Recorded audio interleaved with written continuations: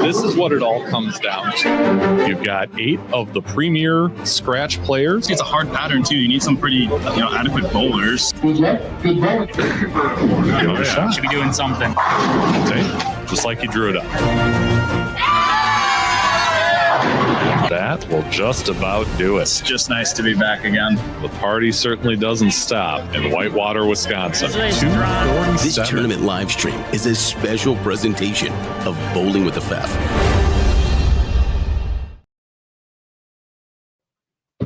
All right, good morning, everyone. Welcome to Championship Sunday here at Don Carter Lanes at the Collegiate Club National Championships presented by Bowlers Superior Inventory. We are on to the bracket. We had the first 2 rounds yesterday, provided a bunch of entertainment, excitement, some disappointment, but that'll happen in elite competition like we have here this weekend. The bowlers are practicing right now. Once again, for lane choice, UW Whitewater, RIT, San Jose State, Cole, Penn State University Park, Baldwin Wallace, UNLV, Purdue, Muskegon, Grand Canyon, UW Oshkosh, and Ohio State. Those teams have lane choice. Just a quick reminder from scorekeeper Sean Walkner about the teams that get to choose their starting lane, which can loom large in these matches. They were the higher seeds coming out of our pool play yesterday. In front of you on our live stream pair right now, San Jose State and Wartburg College. They will take on each other in a winner's bracket match, which is a best-of-7 Baker-style match. The others are down the line on the high side. Bunch of winners bracket matches, bunch of contenders bracket matches, and we will have the women join us in about maybe an hour and a half or so, give or take. Just based on the field size being smaller, they start a little bit later. Good morning, everyone. Get you into the broadcast booth. Andrew Pfeffer here with Bowling with the Fef. Pleased to be able to present this great event one more time on Championship Sunday. It's been a fantastic weekend of competition. We've seen huge splits made. We saw one of our pool winners, UW Whitewater, be pretty much dead in the water, and then come back all the way back from 2-0 down and win a thriller against Muskegon yesterday right here on our live stream pair. You can find links to the other live streams from yesterday and the conclusion today in the description of this video here. There are 2 of them today, this one that you're on right now, and then one more for our later matches and eventually our championship matches involving both the men and the women here today. It's an exciting day. Wouldn't be possible, of course, without these great sponsors. Bowler Superior Inventory is our presenting sponsor. Big thanks to them, as well as to Collegiate Club Bowling. You got Pro Edge Bowling, Don Carter Lanes. All have been fantastic and allow us to do the things that we've done here this weekend. I do want to give a shout out to Brad Summer, his staff here at the Lanes. They've been great. It's a first-class facility here in Rockford, Illinois, 42 lanes. We get to see just a smidgen here on the live stream, but the folks here have been outstanding all weekend long, and big props to everyone involved here at Don Carter Lanes. Speaking of the lanes, let's talk about the pattern that we are bowling on. 2 different patterns, one for the men, one for the women. The men have a little shorter length, but more volume. So 42 feet, 33 mils, a 2.22 to 1 ratio, while the women compete on 43 feet, 28.9 mils, and 2.89 to 1 is their ratio. Here's what the graphs look like. You can also find these on the Bowling with the Fef Facebook group. But I do want to mention that clubteambowling.com is really the the hub for all information related to this tournament, whether you want to look at the bracket, you want to see the results, you want to see results from yesterday's competition, why the pools are named how they are, past champions, photos from past events. It's all there on clubteambowling.com. Today is bracket match play throughout the day. It's a double elimination bracket, and you have a winner's bracket and a contender's bracket. So the winner's bracket matches are a little bit different. They go best of 5. The contender bracket matches go best of 3. So they're fast, they're furious, and a lot can happen in a short amount of time in those contenders bracket matches. Now, eventually, you whittle this thing down to 2 teams on the men's side, 2 teams on the women's side. They'll be right here on our live stream pairs of 15 and 16, 17 and 18. So you'll see it all here on the stream. However, the way the bracket works, there are going to be stretches today where the only bowling that's happening is on other pairs. I'm going to try and get creative with a cell phone and a tripod. Pray that this thing works to get you in on some of that action as well. But we will certainly update you with results as they come in. Sean and company have been fantastic at getting results and scores and bracket standings to us. Lanes 21 and 22, please switch lanes for your final 7.5 minutes of practice. In short order. I'm sure the players appreciate that, but I certainly appreciate that because then I can relay those updated numbers and standings to you.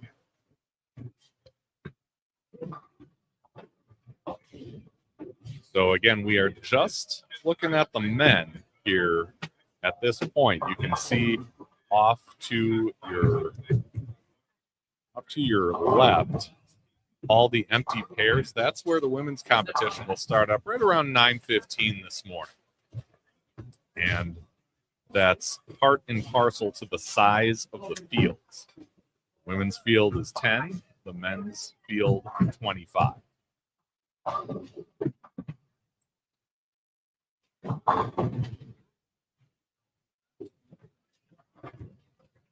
I'm sorry, women's field 12.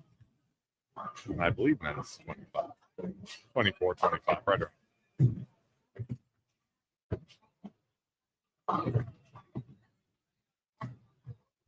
Anyway, if you're looking for an updated bracket, you can find it on clubteambowling.com, or I do have the bracket as it stands after last night posted to the Bowling with the Fef Facebook page. You can see it right there.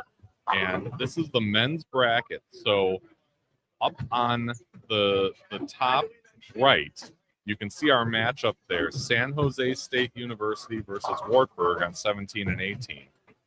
While this is happening, down on the bottom here, you can see Coe College is taking on William Patterson on 23 and 24. So those 2 winners will end up facing each other on 19 and 20. But down the line here, you've got other winners bracket matches. This one's a doozy up in the upper left. 21 and 22. You've got Whitewater and Marion of Wisconsin. That's going to be a slugfest. So we'll try and get you updates on that as they become available. Rochester Institute of Technology versus New Jersey Institute of Technology right next to us on 19 and 20. And then down in the bottom half, where you've got the contenders bracket, you've got some of those matches happening at 8:30. So that's coming up soon with we've got the 2 Penn State teams, Texas San Antonio against, I believe that's Baldwin Wallace, Fresno versus UNLV, UWM versus Purdue. And again, these are elimination matches, so best of 3 and winner moves on, loser goes home. Coe and Skegum UW Platteville and Grand Canyon, UW Oshkosh, Arizona State, Bowling Green, and Ohio State. So a lot of great action throughout this bracket. We're concentrating on this guy right in the upper right here, San Jose State and Wartburg. They are on our live stream pair, and you will see that match in its entirety. Wartburg, of course, the upstart program coached by the Runks, Alexis Runk, who is here. You can see her just in the lower right side there by where the comments will end up, the chat will end up. She's getting her guys ready.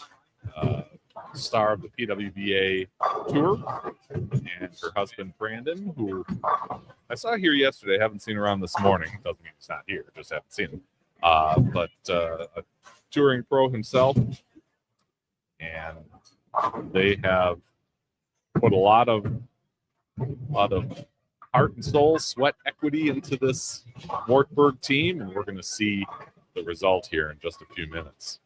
San Jose State making the trip from the West Coast.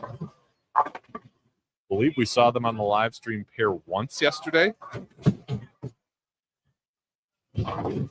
but both came through that winner's bracket.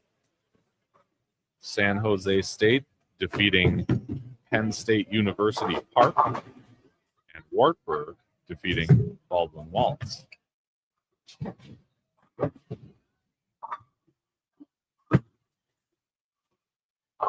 If you haven't already, I would certainly appreciate it if those of you who are on with us, whether on live or replay, please like this video and subscribe to the channel.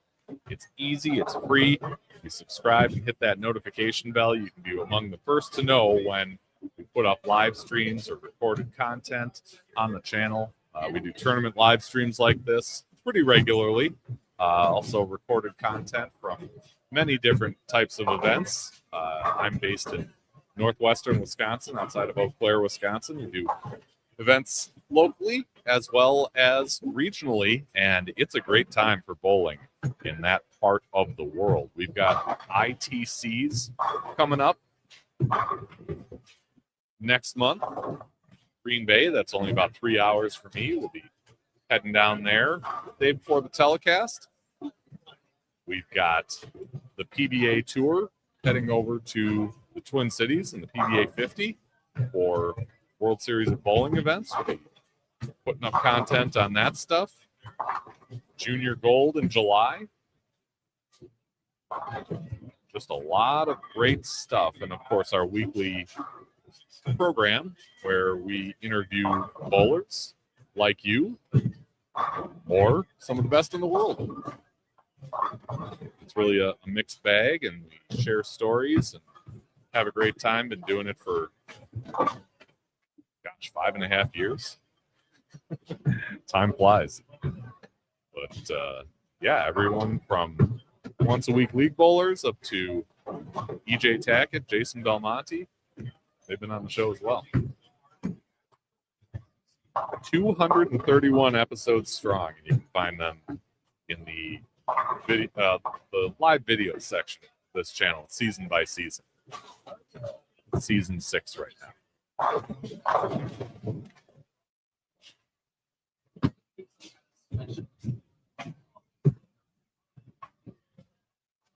About 15 more seconds, and we will get going here.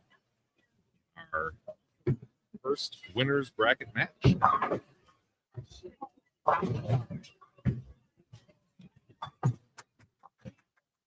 All right, teams, except bench 21-22, please head up on your practice.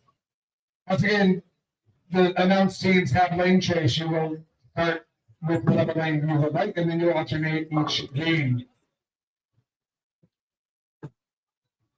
Once again, our winners bracket matches are best of 5. Our contenders are best of 3. We will start on the next round 4 for contenders as soon as all 8 matches have been concluded. Teams, once you are eliminated today, please bring your tournament team bracket up to the desk. Please do not do it until you are eliminated, as there may be teams that you see later this afternoon or later this morning that you want to vote for their players. Remember, this is the all tournament tournament team, not the all-season team. We've already announced All-American. So try to make it team players that have impacted matches here this match. Teams, once you're ready, you may hit the yellow check mark to begin. Good luck and good bowling. So another thing to make note of is that the way this tournament is run, there is an emphasis on keeping everyone competing at the same time and practicing at the same time. So you'll have little pauses here and there when teams finish before other teams, and the tournament staff does not want to have practice going on at the same time as competition if they can help it. So some teams finish sooner, they may have to wait. Others finish later, they move right on to the next round of competition. So Knights on me, Knights on 3. 1, 2, 3, Knights. Go.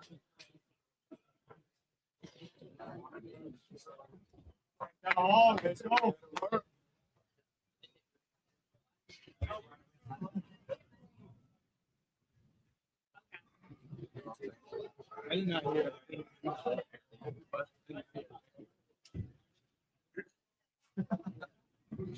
One, two, three. So I believe San Jose State is the higher seed that is chosen to start on the left lane here.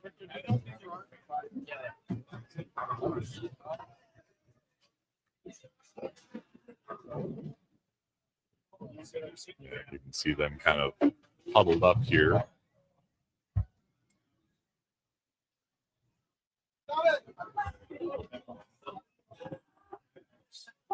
Again, a best of 5 Baker match. So this thing could be over in 3 games. It could be over in 5 games, or it could All right, extend. 21 and 22, your time has expired. Please hit the yellow check mark when you're ready to bowl. Or it could extend to 6 games, as we saw on the ladies' side yesterday with San Jose State and Illinois State. And that's a match you can see in its entirety on our second live stream link. Illinois State was struggling. San Jose up 2-0, and a tight match, a tight game in game 3. Ended up tying at 157. Illinois State caught fire, rattled off 3 wins in a row, and advanced through the winner's bracket today. As Ryder Fleming starts out, leaving a 6-pin on lane 18.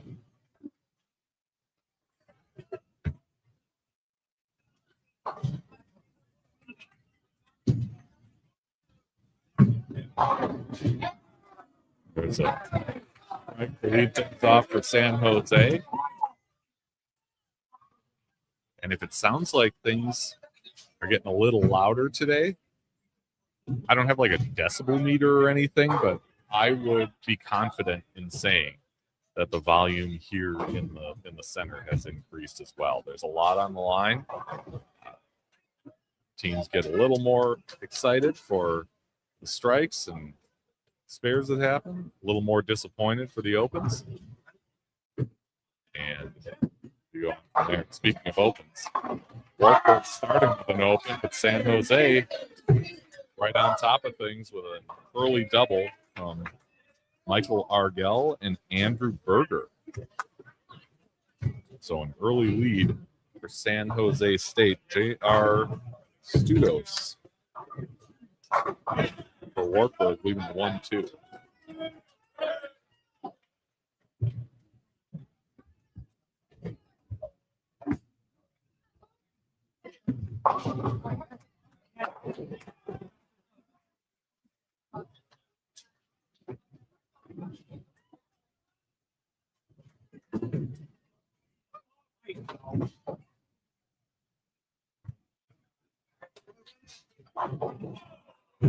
Wartburg out of Waverly, Iowa.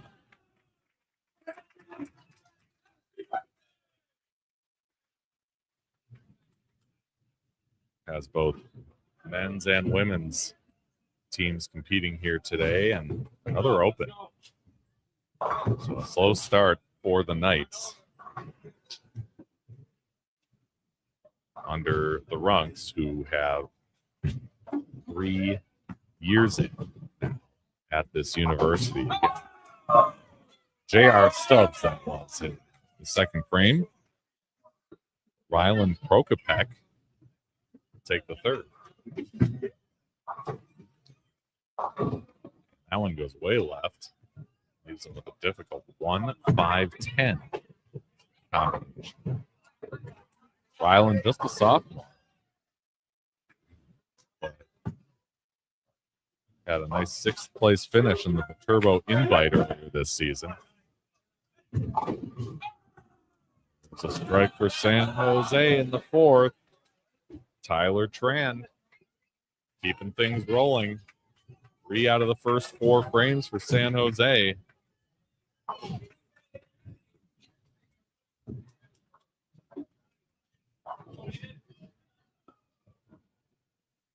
Again, it's cool to see when one player strikes, the next player catches fire and goes from there and open for Prokopek. He backed it up at that and got 2 out.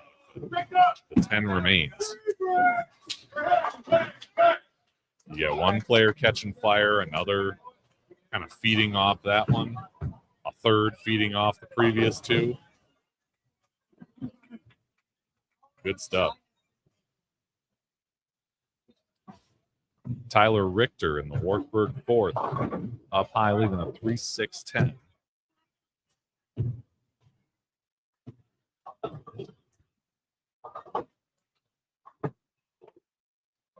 Juniors average 199 for the tournament season. He's out of New Lenox, Illinois.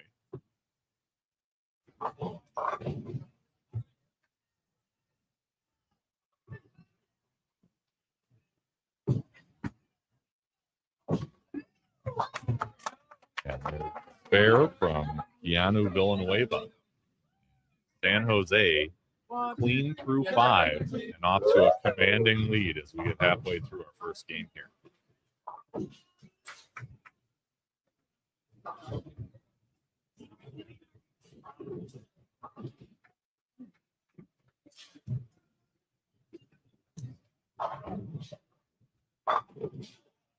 Right up in the 6th for Argel.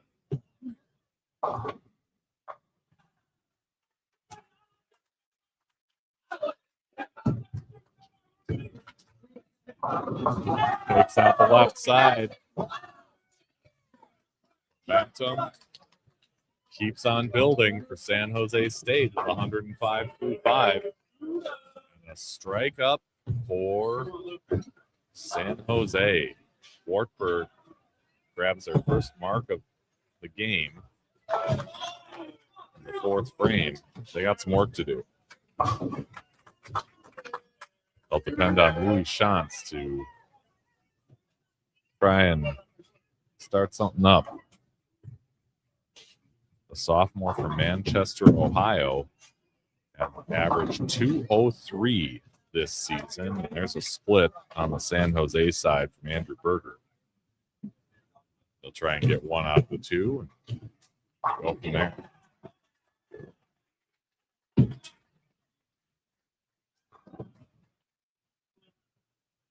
And off to the right for Shantz. Picket fence, 1-2-4-7.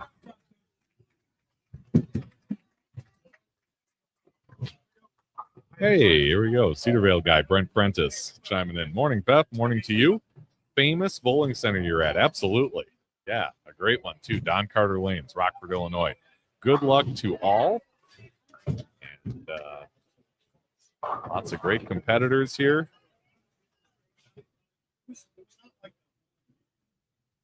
And Brent has seen it all. He knows the strength of these college athletes. Got some of the best in this building. It'll be fun. Coming off an open, San Jose State with Jason Tran getting back on it. the 8th frame. Wartburg struggles continue. Ryder Fleming in the baby split. The good news here is that the scores do not carry over. It's just head-to-head games, and it's first to 3 wins. So although San Jose has the momentum right now, you never know what could happen. They are switching lanes game to game. So if on a tough lane, just a little off, that stuff can change.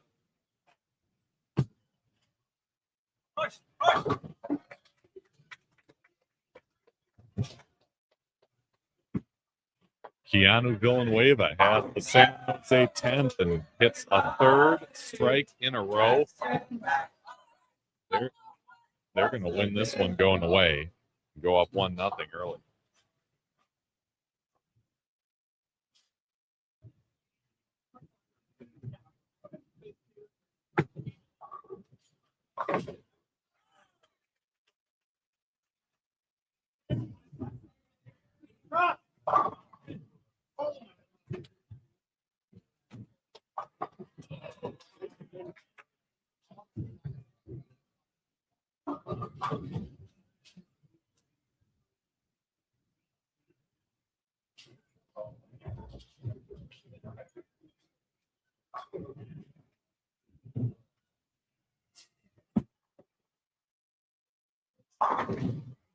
Another great shot for Villanueva. A little bit high, leaves just the 9, but they'll have plenty of sticks to come out of this with a first game win. Wartburg discusses strategy. The game is over, but you can see they're using a different tempo than San Jose. Trying to figure out how to get the most of these 4 essentially free frames. 2-14, San Jose State. It's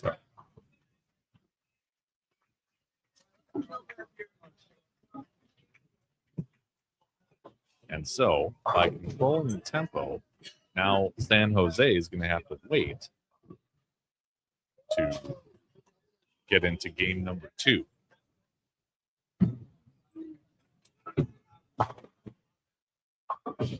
A shot for Stubbs, but leaves a 9 pin.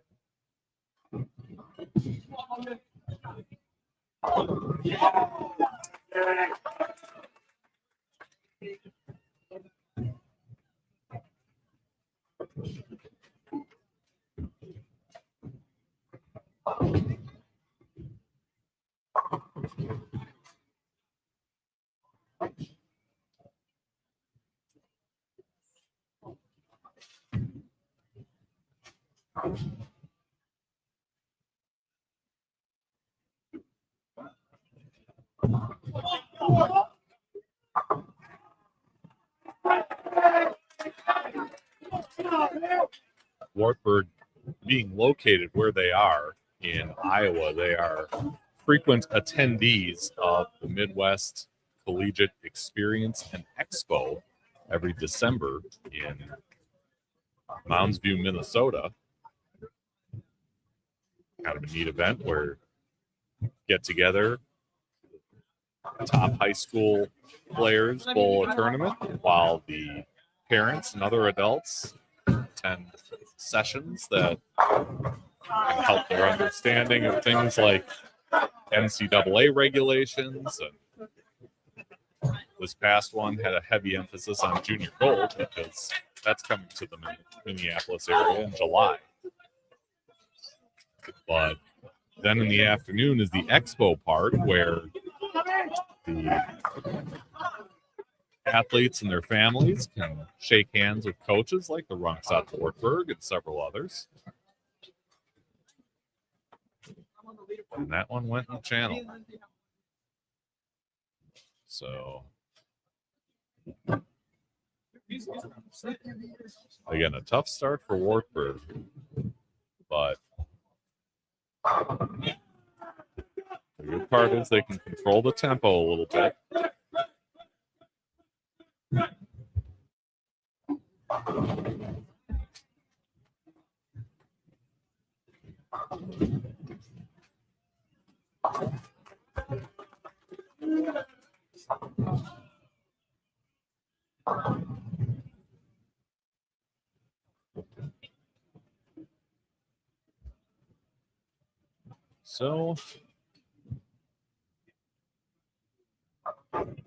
So the best that Wartburg will do is 130 in this first game, but again, switching lanes after every game means a fresh start and renewed hope. Again, it's best out of 5, and neither of these teams is going home. This is the winner's bracket, so whoever wins will advance. In this bracket, the loser will go to the contenders bracket.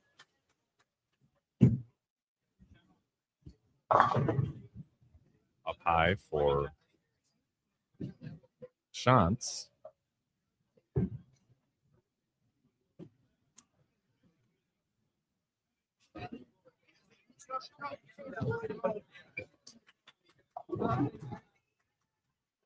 Shantz had a top 10 finish this season in the Tier 1 Collegiate Shootout.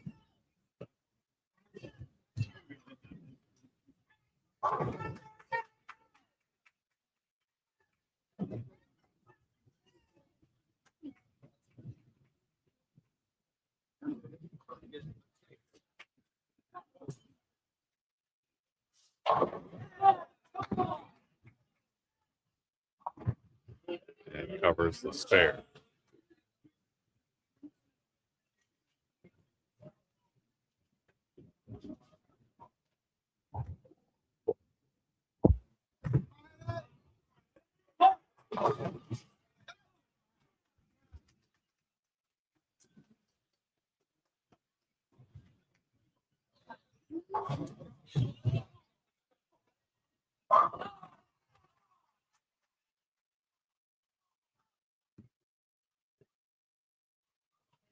Some of the women's teams starting to arrive here at the center. They'll start up action in less than an hour.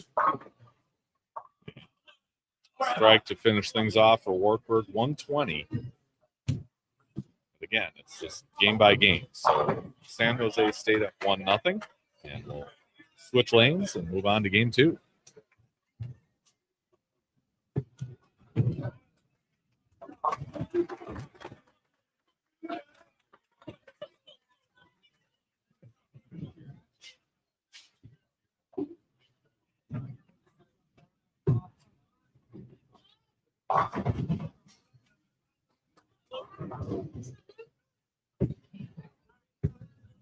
San Jose came in with a ranking in the club side of number 11 in the country.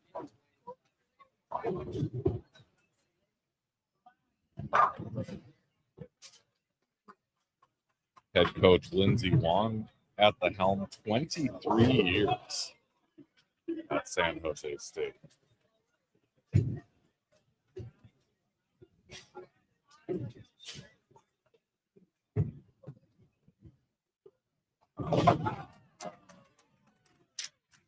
They'll get things started with Michael Ardell.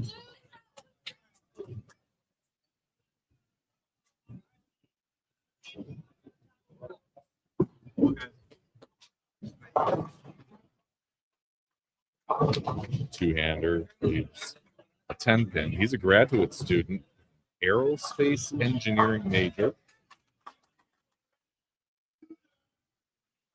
Suisun City, California.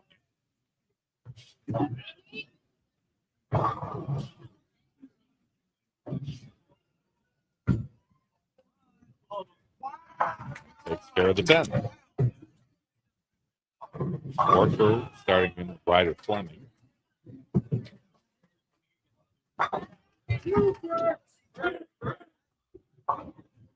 Someone a little light. 248. gathers him. See how he handles it.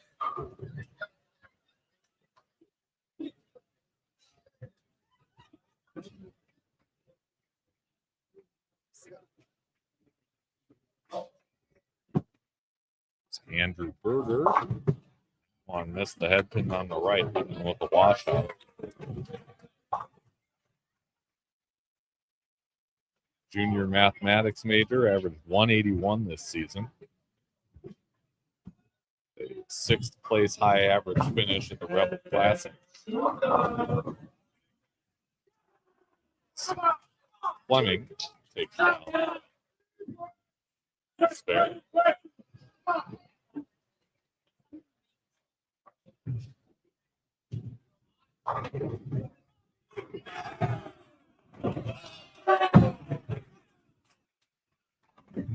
Oh, and Berger gets 4 out of the 5. It was a great shot at it.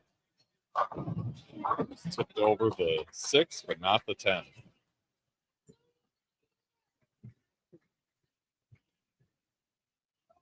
It's a tough one. There's a couple different ways to make it, but when you have that second pin in there, right, it makes it a little more difficult.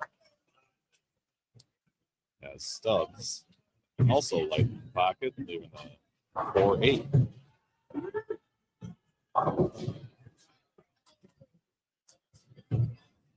So with an open on the San Jose side, Ward trying to get lead to build on. There's Jason Tram flushing 10 back.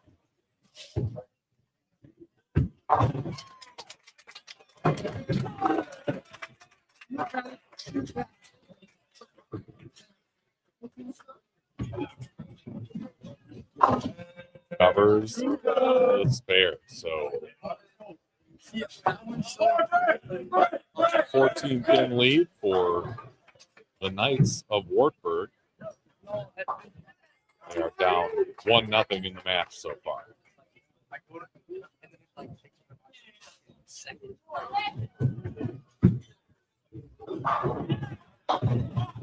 Tyler Tran up high with the Greek Church.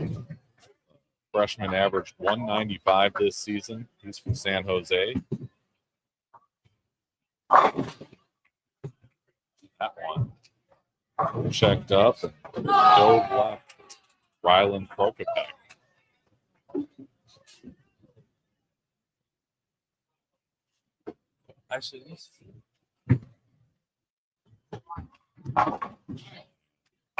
And gets 3 out of the 5. 50-4. So start to turn into one of those games where filling frames becomes really, really valuable. Hey, Connor Brown says, good morning. Beth, how are you? Some great bowling on display here. Absolutely. Wow, what a cover. Prokopek. Yeah, Connor doing great. Can't complain, especially when you've got this kind of talent right in front of you. We've got a few teams from out east. Not sure if there are any in Virginia, but we've seen some folks from New Jersey in the form of William Patterson. Of course, the New Jersey Institute of Technology, Rochester Institute of Technology is here. So representation from all parts of the country, but glad to see you tuning in live with us. If you like Connor and checking out the live stream this morning, shout out your favorite team or athlete. Tell us where you're tuning in from. So, of course, put that chat up on the screen and a double for San Jose State with Argel.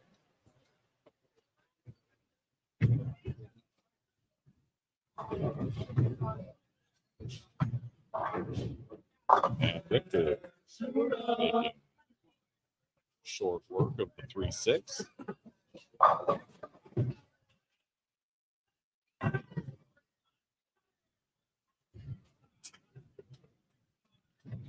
All right, Berger working on a double here for San Jose. See if he can make it 3 in a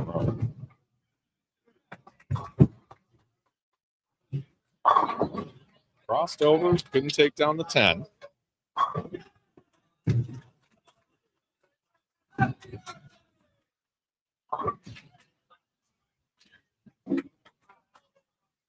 Well, if they keep filling frames, they'll maintain that lead. Ooh, shots. 2-8.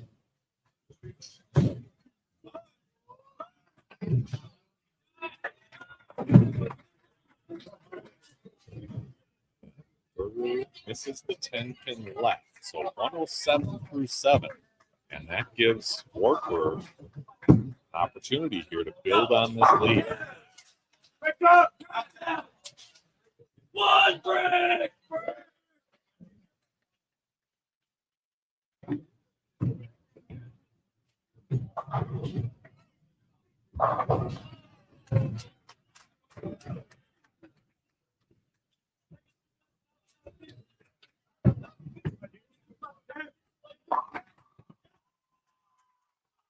Flipping hit for San Jose and Jason Tran. After just a 9-pin.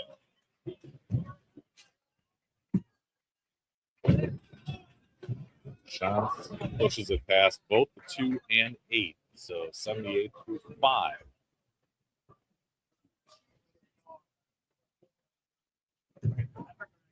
Still have an opportunity here. Holding from San Jose could loom large if Wartburg can put something together here. And Tran whips the 9. So 116 through 8 again. It's all out there for him. Ryder Fleming. Right to 1-2-4.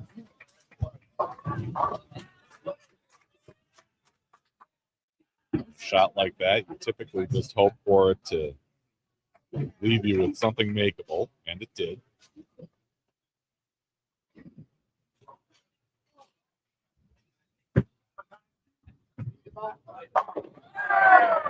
Strike for Tyler Tran, the West Coast Collegiate Rookie of the Year. It's a big strike in the 9. They can get to 176 if Villanueva can punch out. But again, Wartburg with that slow tempo, 2 frames behind, and really focus in on what they need to do to get back into this and possibly get this win, game number 2. Villanueva gets a nice break there. 4-pin for the double.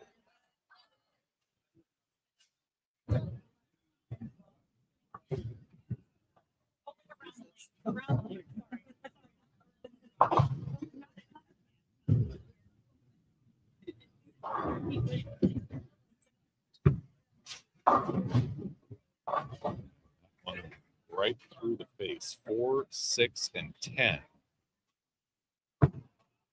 for Stubb.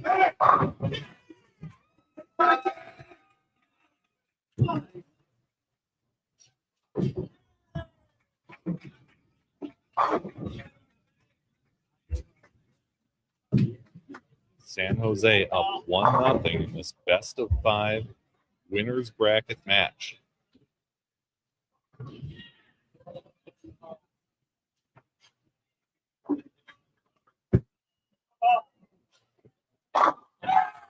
Strike for Villanueva. So with count, it'll be mid 170s, which doesn't sound like a lot, but Wartburg's been struggling these first 2 games. 104 through 7. Got an opportunity here, but they're going to have to start striking. Big shots here.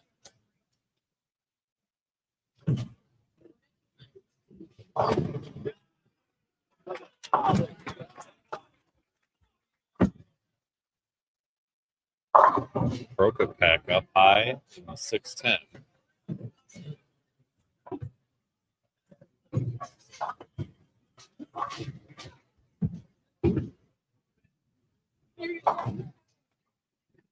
Got Wartburg coaches Alexis Runk down in the settee area with the team. Brandon Runk up here in the concourse. Trying to guide this team in game 2. And Prokopek just chopped the 6 off the 10. That's tough.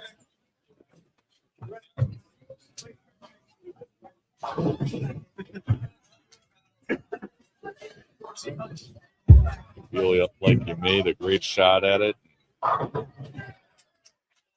They'll end up with a consequence. So now 173 is the best Wartburg can do. San Jose State just needs some count.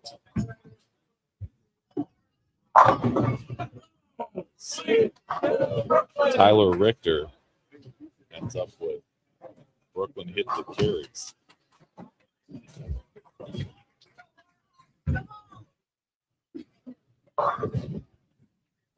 So Villanueva taking his time here because depending on what Louis Schranz does, or Schans rather, could change the strategy for San Jose.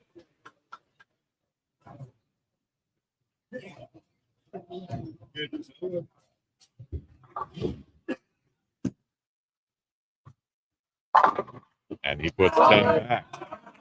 So finally a double for Wartburg. They're going to go with Villanueva on the fill ball here. 8 pins will lock up a win in game 2.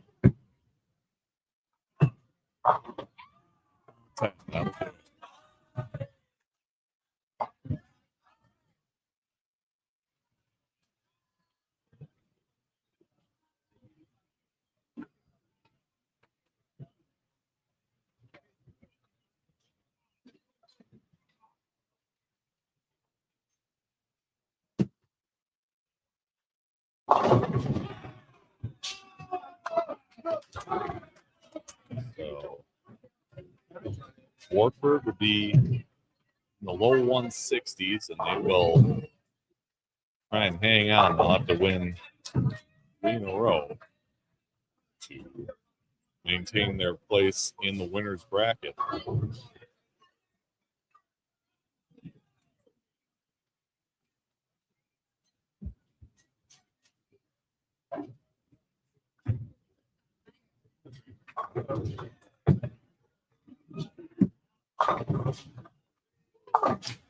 And there's a spare. So 162 for Wartburg.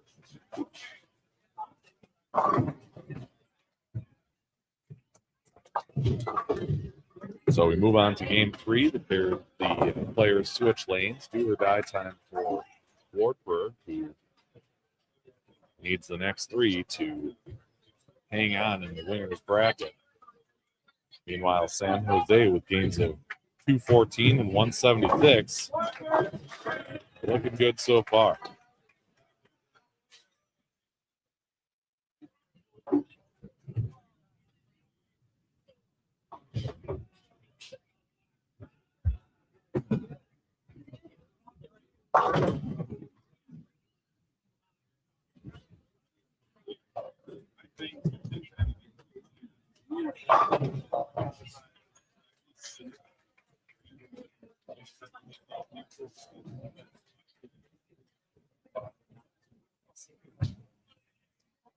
Concourse here at Don Carter Lanes is starting to fill up more now. We get closer to competition on the women's side.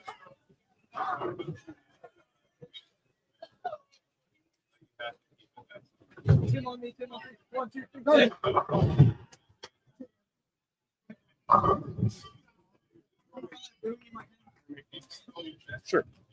San Jose make a substitution.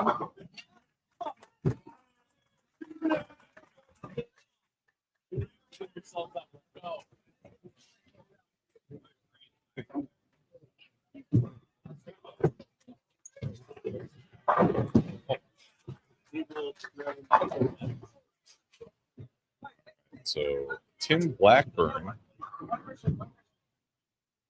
subbed in for San Jose. He's got the first frame. Pocket 7-10. And guess what? We got two of them here. So Fleming and Blackburn both taking the shot at 7-10. Blackburn grabs 10.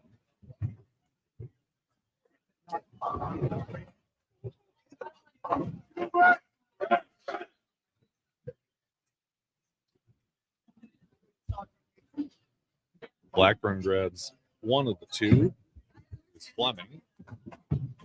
San Jose will start out with a one-pin lead. Second frame with Michael Argel, who had been the leadoff player through the first two games. Was victorious in both of them. Slides down to the 2 spot. And goes up high, looks big split.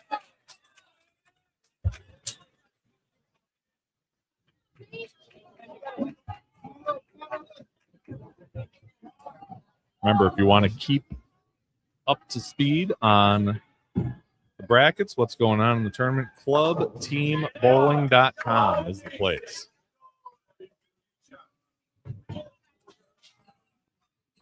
Strike for Wartburg, and they pull into the lead. Again, down 2-0. Got to have it to stay alive in this match. Move on to a game 4. And 1 out of the 2 for Argel. Lead grows for Wartburg and Ryland Prokopek. And defense is coming back for the double.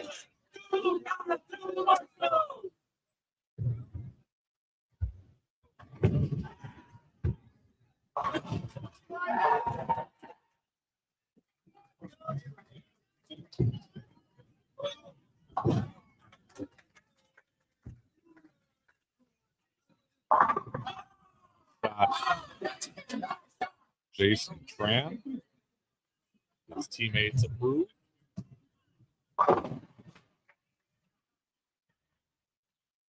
Richter in Wartburg 4th. Light leads to 2-4.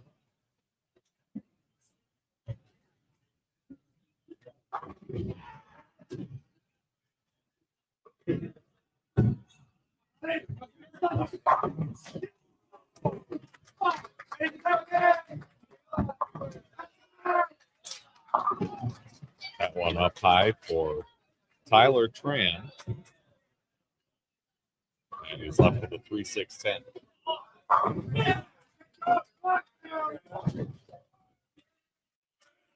Victor takes care of both the 3, the 2, and the 4. So 56-3 with a spare up in the 4th for the Knights. And they need every pin as they are down 2-0 in this best-of-5 match. And gets all 3. And we move on to the 5th frame with Louis Shantz for Wartburg.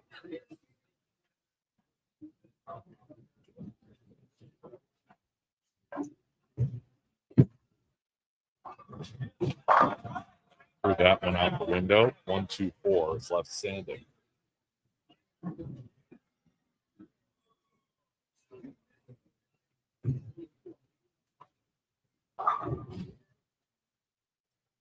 One second, I'm going to try and get you an update on Whitewater and Marion. Villanueva goes up high, leaving 6-10.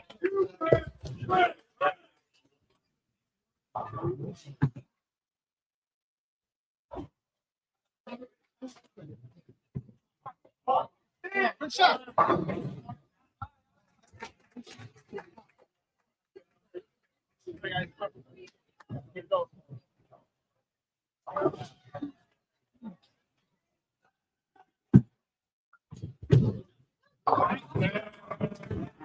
Whitewater and Marion knotted at one apiece for the ITC bound Sabres, Marion University of Fond du Lac, and the defending Club National Championship champion Whitewater Warhawks.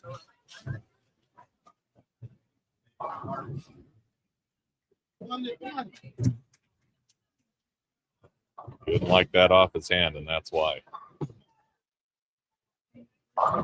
That's tough on the spare.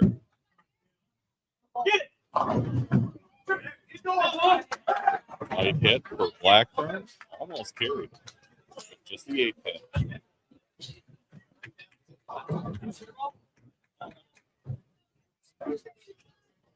Blackburn is a junior from El Centro, California. Majors in aerospace engineering, just like Argel, his teammate.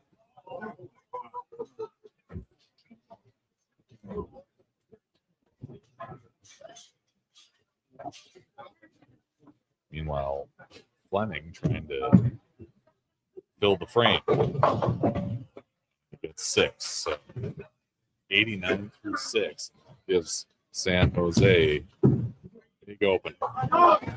Take down the with Blackburn.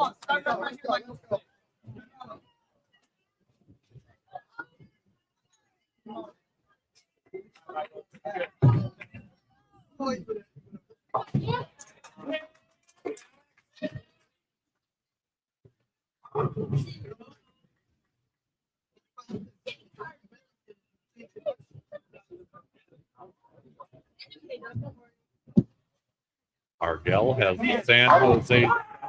He takes down all 10.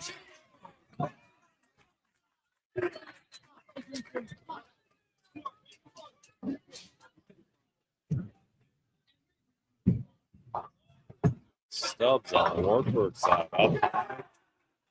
Covered. 3-6, 9-10.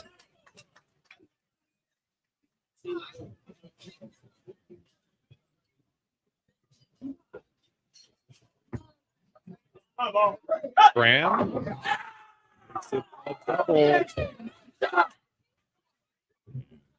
San Jose can feel it.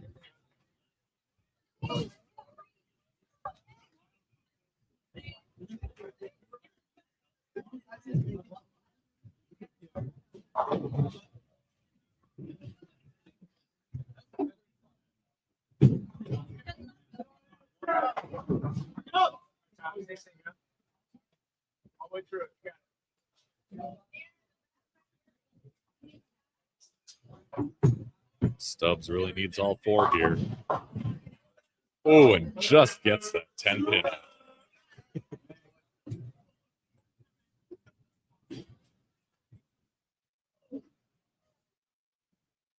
Wow. Great break. Tyler Tran, San Jose 9. Shake out the left side. That's 3 in a row.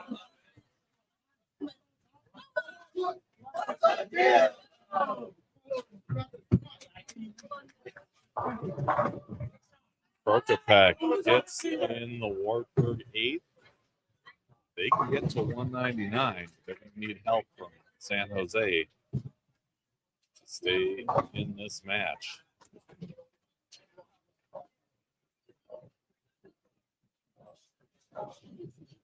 Keanu Villanueva working on 3 in a row. Little light, just leaves the 2 pin.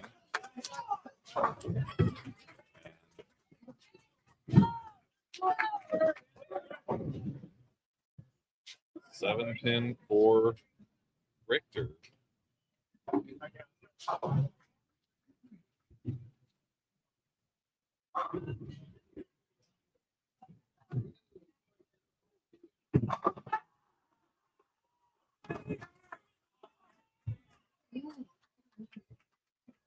That's going to be enough. San Jose is going to advance here.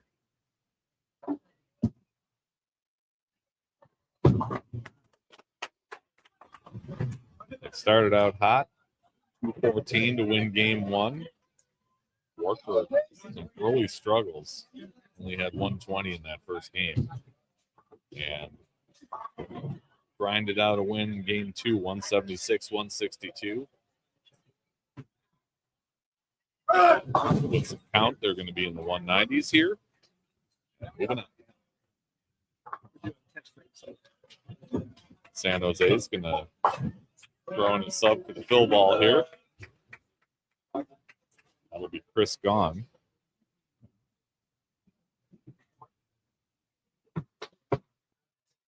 First year civil engineering major from Pacifica, California. Get a look here. Seventh count. 191. Good for the win for San Jose.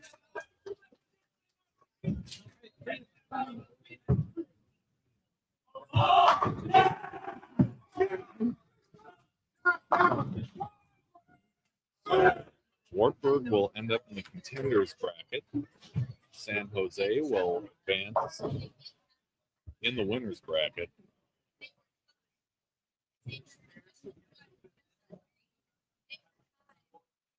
It gets to be pretty tough when you're struggling like that to get out of it, unless there's a major difference between the two lanes on the pair. Unfortunately, it's a little too much for Wartburg to overcome.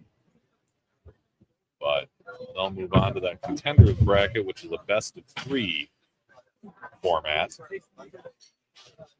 And San Jose moving on. They will face the winner of Coe and William Patterson next to us on lanes 19 and 20.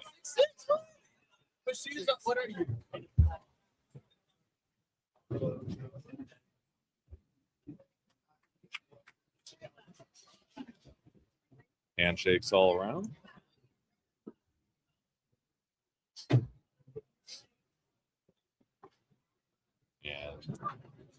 again, now we'll be waiting a little bit.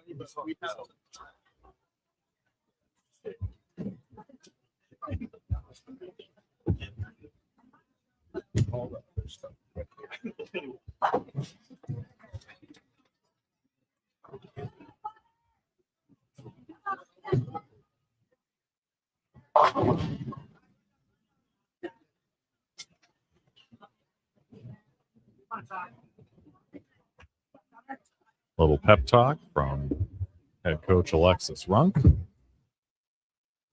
Try to get them geared up to make a run in the contenders bracket.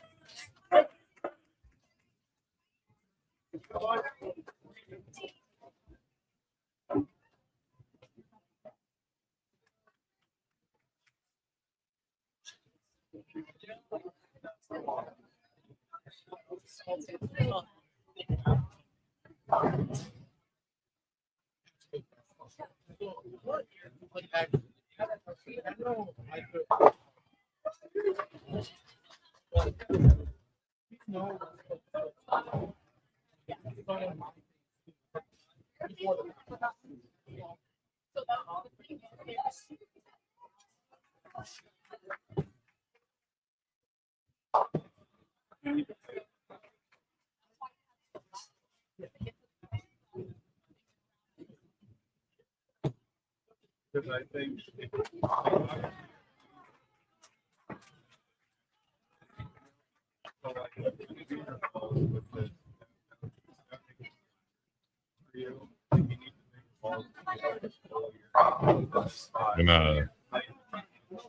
while we wait for the next matches here on our live stream pairs, we're gonna pop up Warhawks Bowling on Facebook. They've got the live stream going right now. Whitewater and Marion.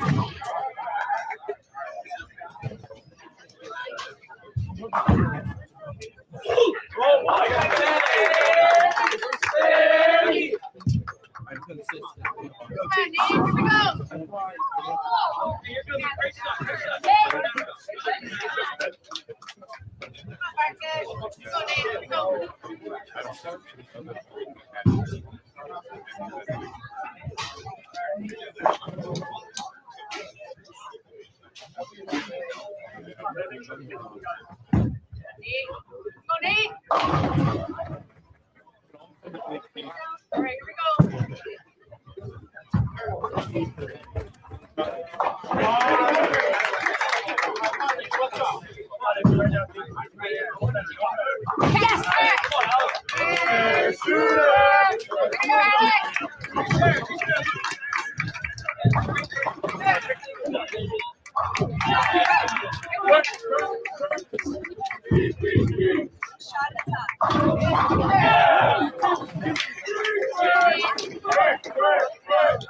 Right now it is 2-1 in favor of Marion. So Whitewater needs to win right now to keep their place in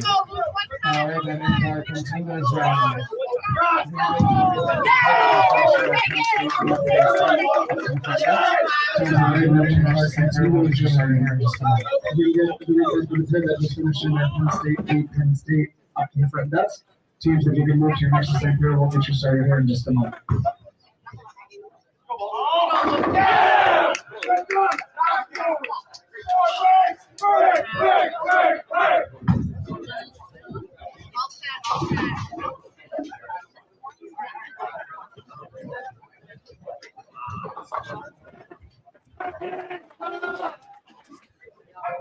most of the cheering that you can hear is from the pair right next to it.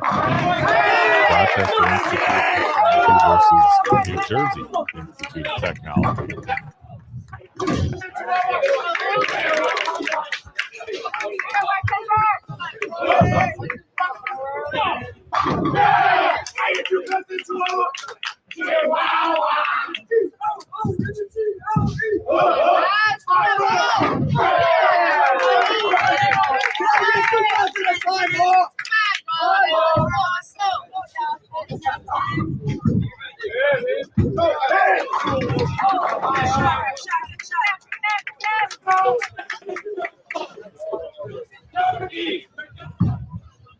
Whitewater with an early lead in this game 4.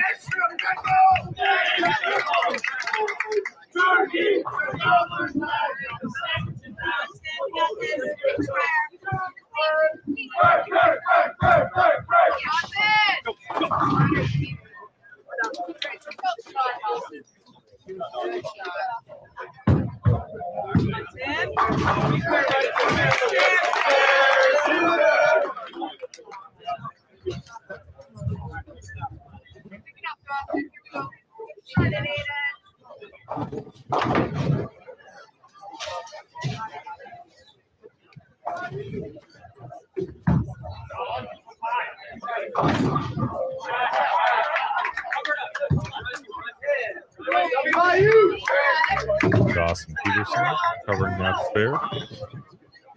Whitewater 5th.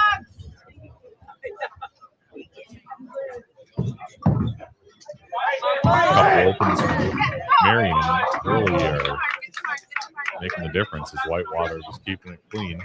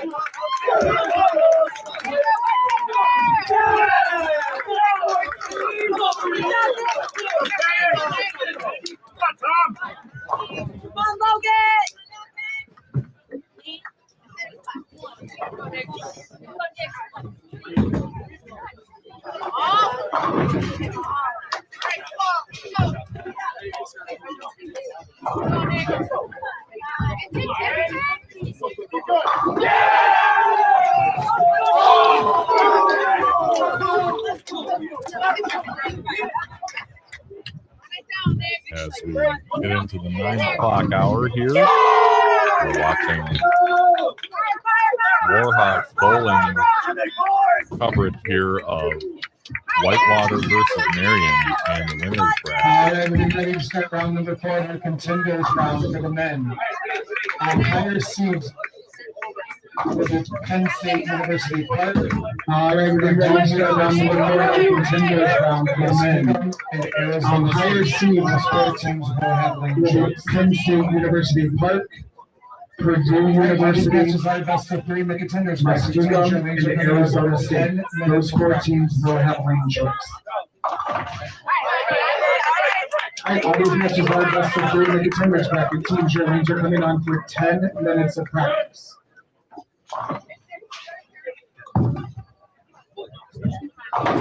Oh,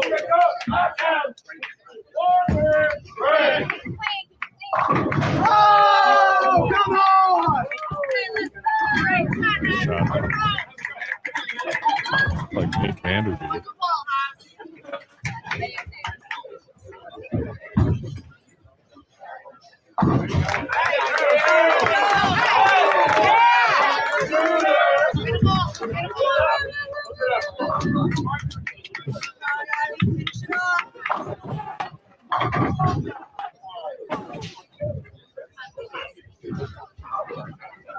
Teams in the contenders bracket. Please watch your monitors if you're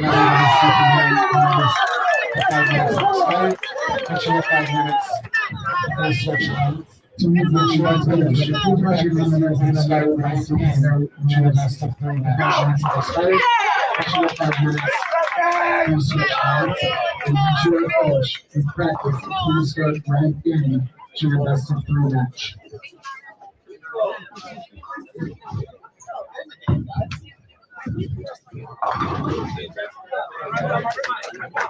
So Whitewater coming off a double here. I believe that's Peter Thunberg 10. Please make sure to turn in your alternate team ballots to the correct bets. You get 5 votes for anyone not on your team.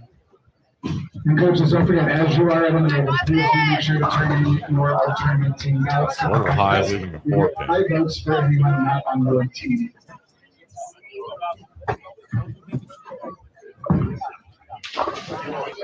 Marian's going to need to start striking to catch up.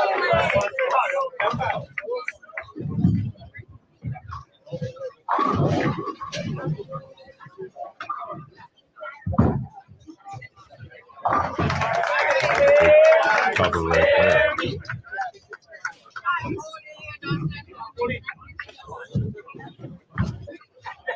Once we get going again here on the live stream pairs, we'll see Skegum women of Concord, Ohio, and Grand Valley State. Fire, fire, fire!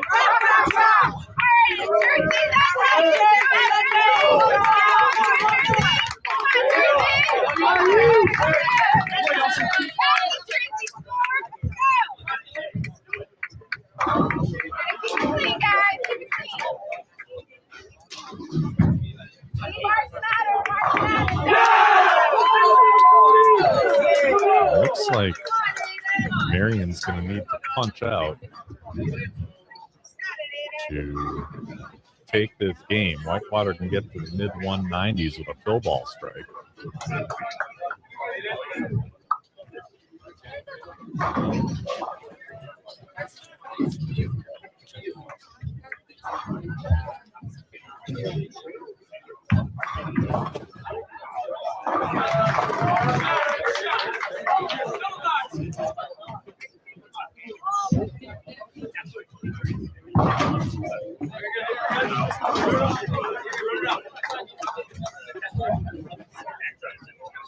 Kurt, you're just grind it out. You got this. Keep it clean.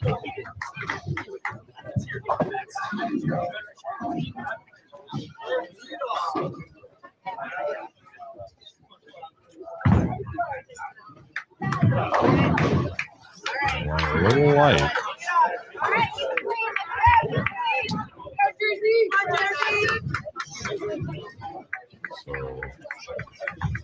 Whitewater will change strategy. Or come on, get it. Work on the fill ball.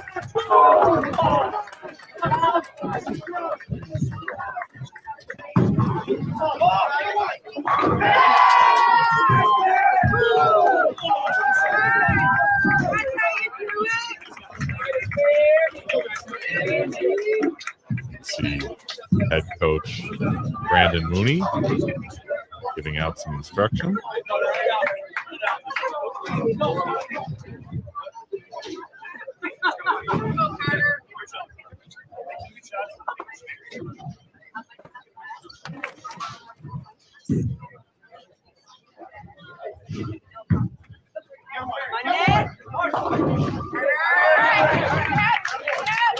A little light. So 191.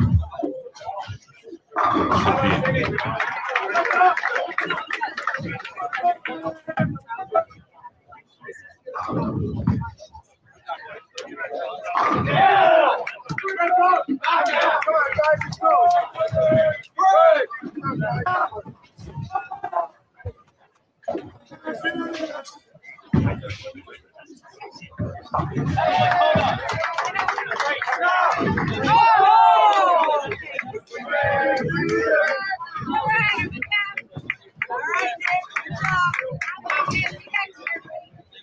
So with Whitewater surviving, that one will go to a game 5.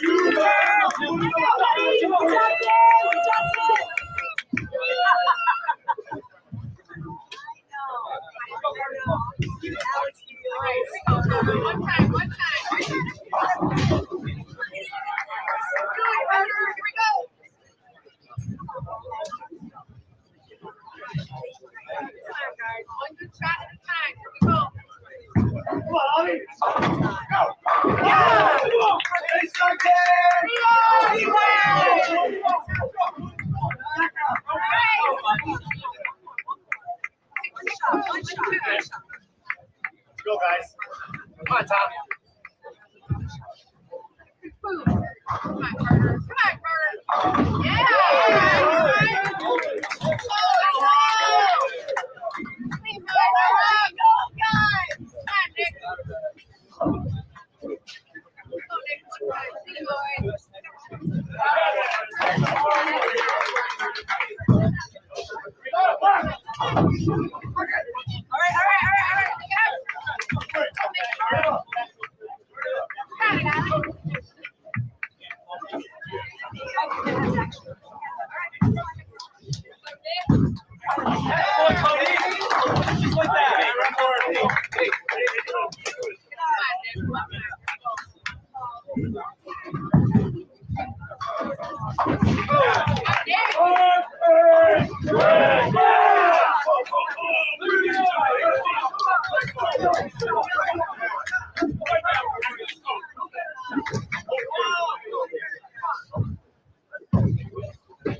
Yes.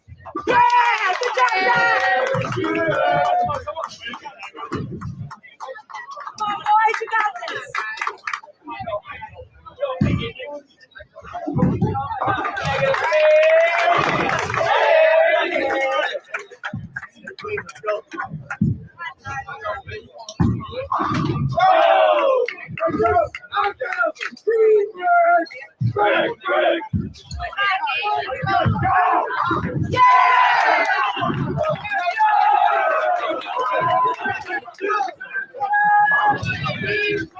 Good job, Chris. Logan, come on, Logan. Go, bartender.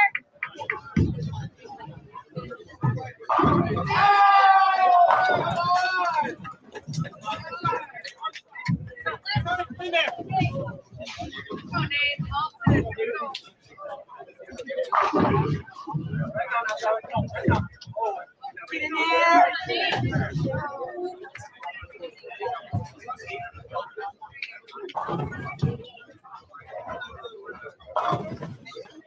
Come on, Eddie, you got this. Come on, Eddie, you got this. You own them, Eddie. You own them. All five, Eddie, all five.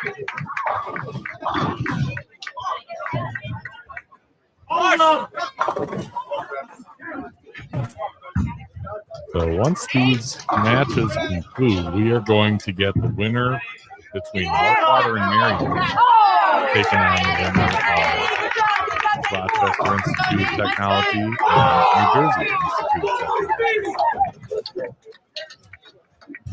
That'll be here on 17 and 18. And the winner of that match will go on to bowl against the winner on the other side of the winner's bracket to determine who will be in the men's championship.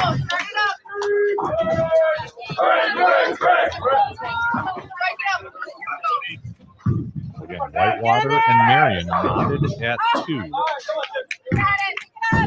Game 5, right here, courtesy of Warhawks Bowling on Facebook.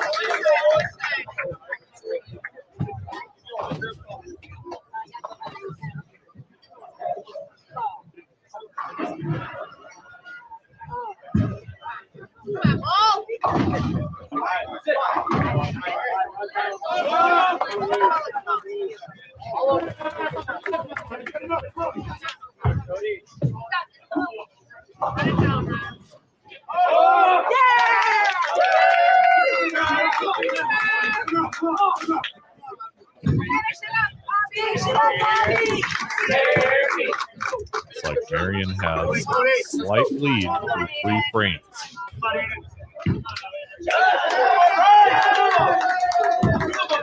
Ten sticks.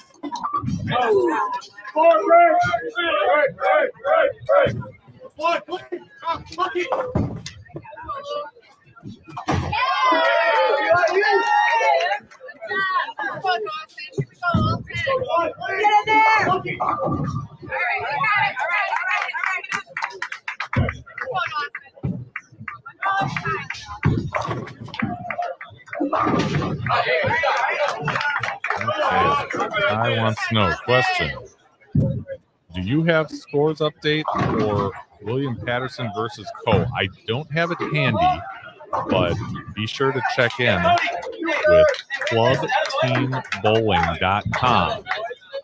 As soon as they are available, that's where they'll pop up first. clubteambowling.com.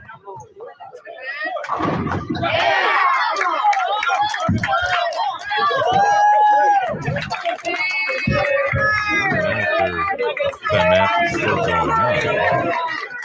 Figure out what pair they're playing. Looks like they are on 23 and 4, and there's still bowling going on at 23 and 4, so I've got to assume that that's still them.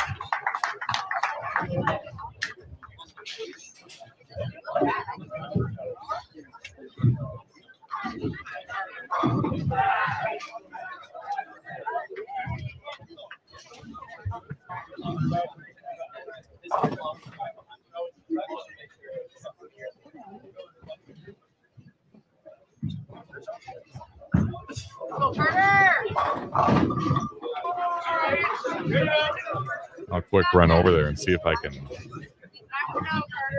glean at least where that match sits right now.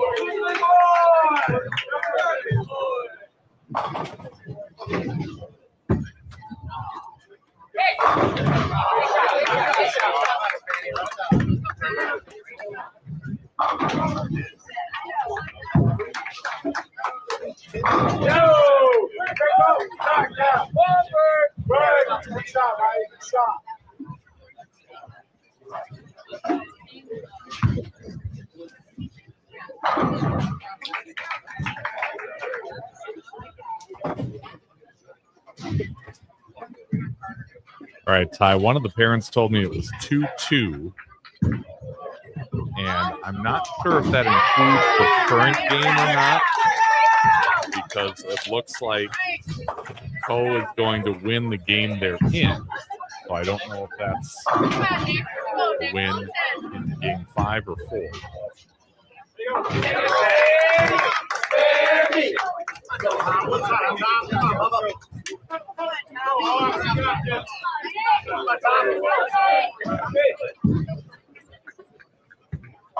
Oh, G-L-O in the G-L-E. Great.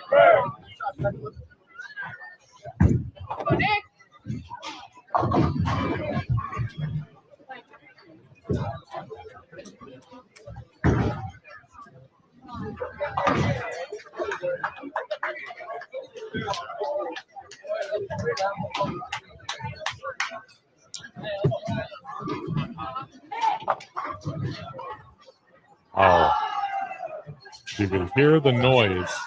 That was a messenger 10 that you'll see right here from Miriam.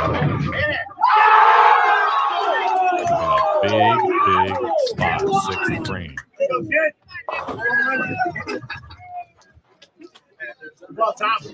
Super.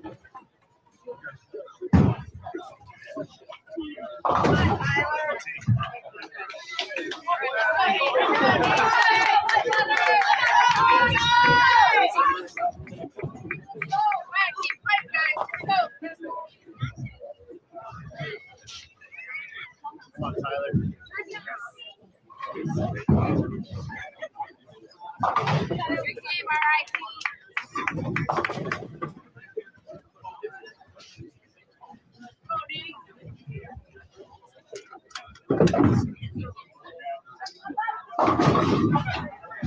Trip to 4 to get the double that you'll see right here.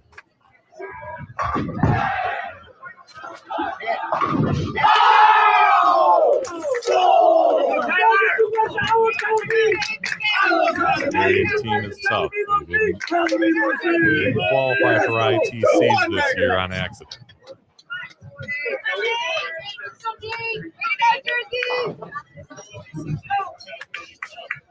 Split on the Whitewater side that you'll see coming up right there. That might be it.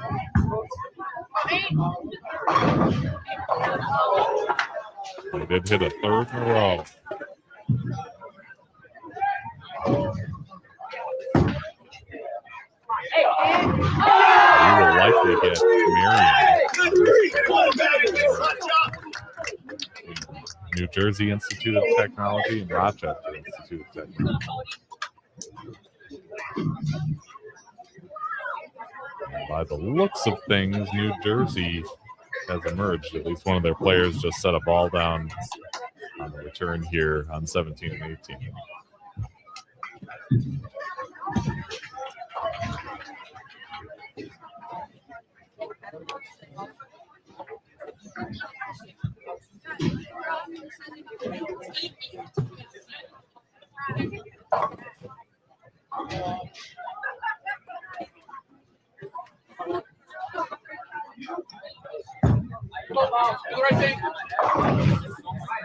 Again, the reason that we haven't started up on the women's side or the men's side here on our live stream pairs is because the tournament staff does not want to have teams practicing next to teams that are competing. So in order to protect that, we've got periods here where there are breaks on some or many of the pairs while folks that are qualifying on one side or that are competing on one side are finishing up.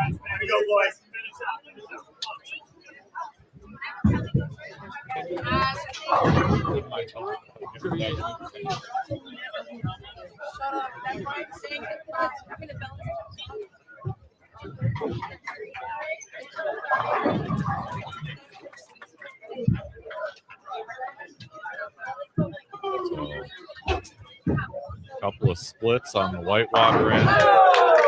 Looks to be their undoing here. Move, man, move! You attack going down. And that'll bring Marion over here for the winner's bracket match against the New Jersey Institute of Technology.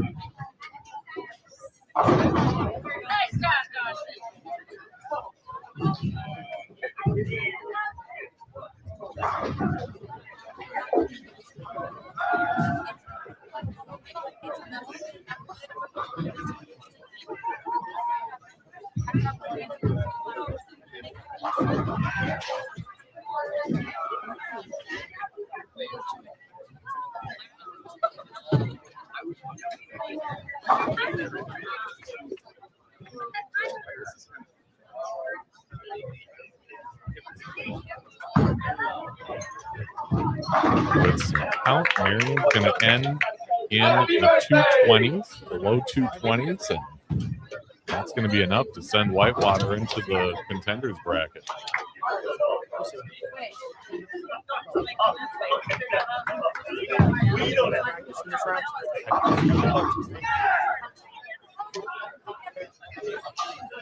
And they oil epic block.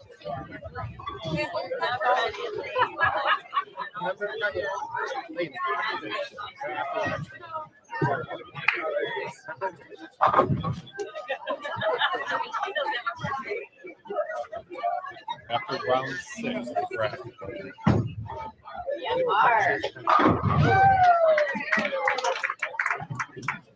That does conclude our men's winners bracket round. There'll be a short break for you for all teams until the contenders men's finish up this round. That does conclude our men's winners bracket round. There'll be a short break for you for all teams until the contenders Congrats to men's finish up Marion this for a round. hard-fought win.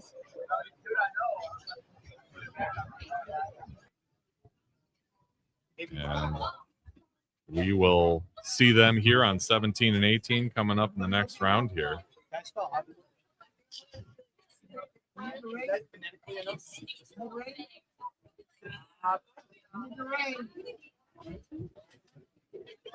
Again, I'll put that link up just so you know where to go for scores and tournament information.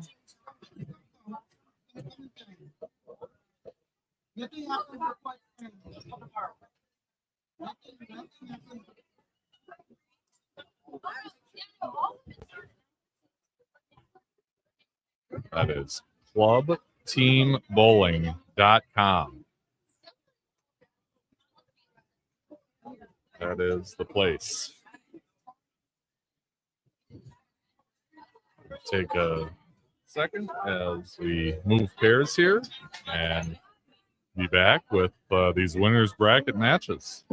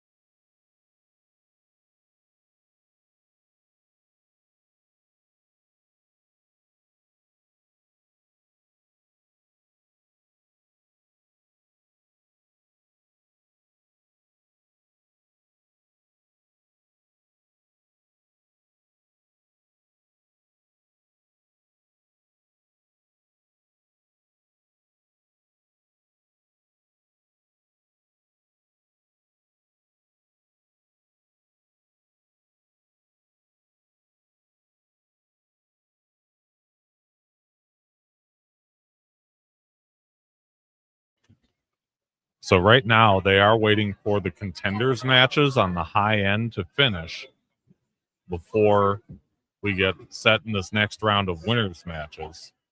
So it'll be just a short wait, and then we'll get back into it with Marion and NJIT and Muskegum and Grand Valley.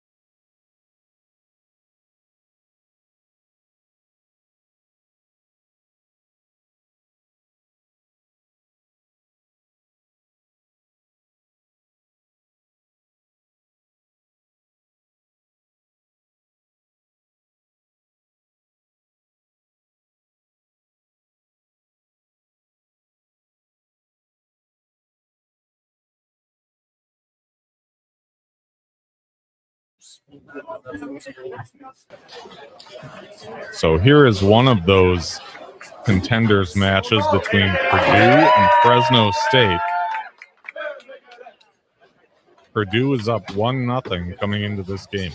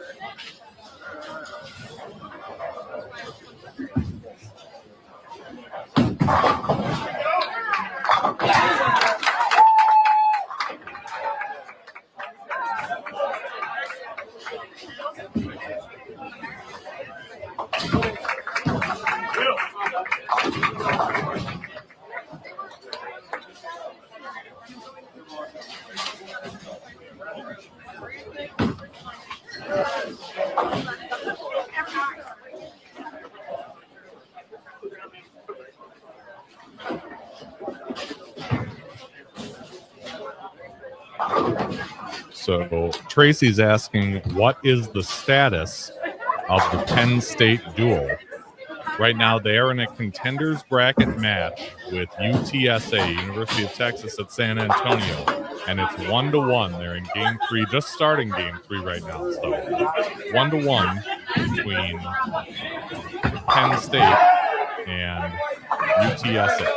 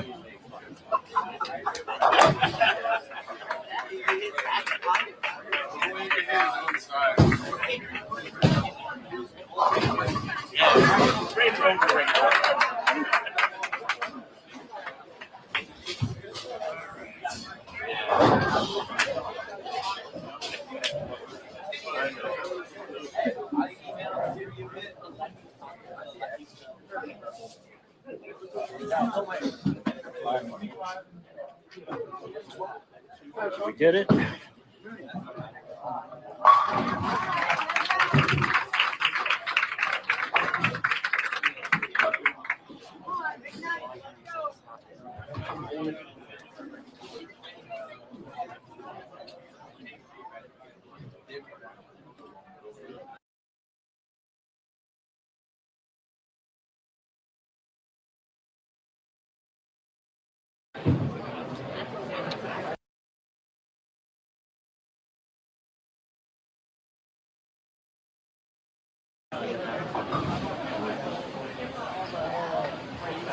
All right, I'm gonna go. All right. I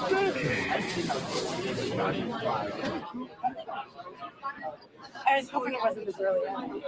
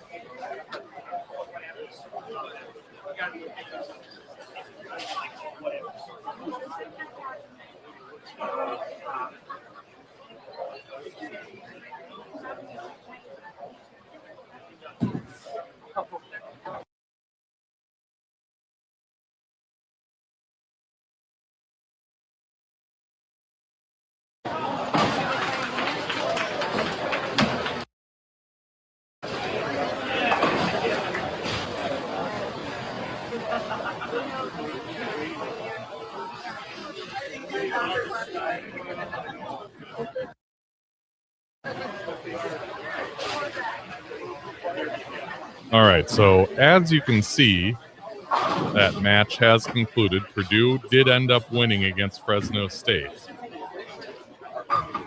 So they will move on.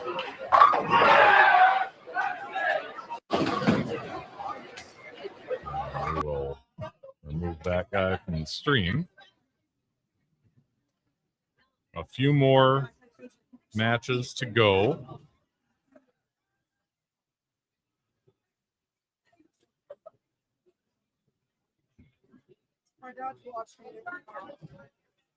And then we will be back in action down here. After two more rounds, it'll be round 5 and round 6. That's when they will break to re-oil, and we will take a break ourselves and go to that 4th streaming link on the channel.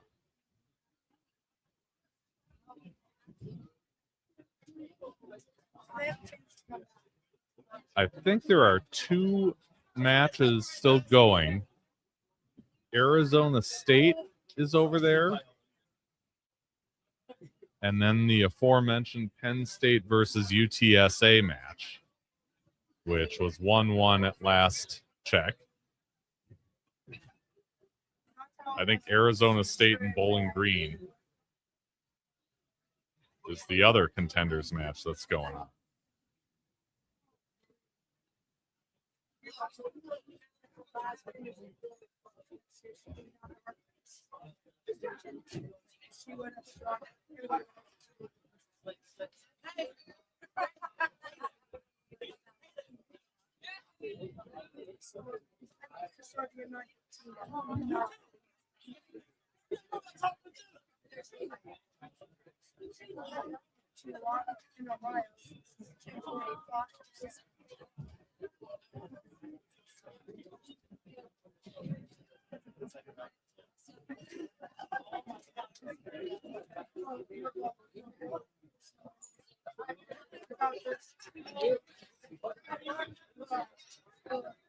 Yeah, we will.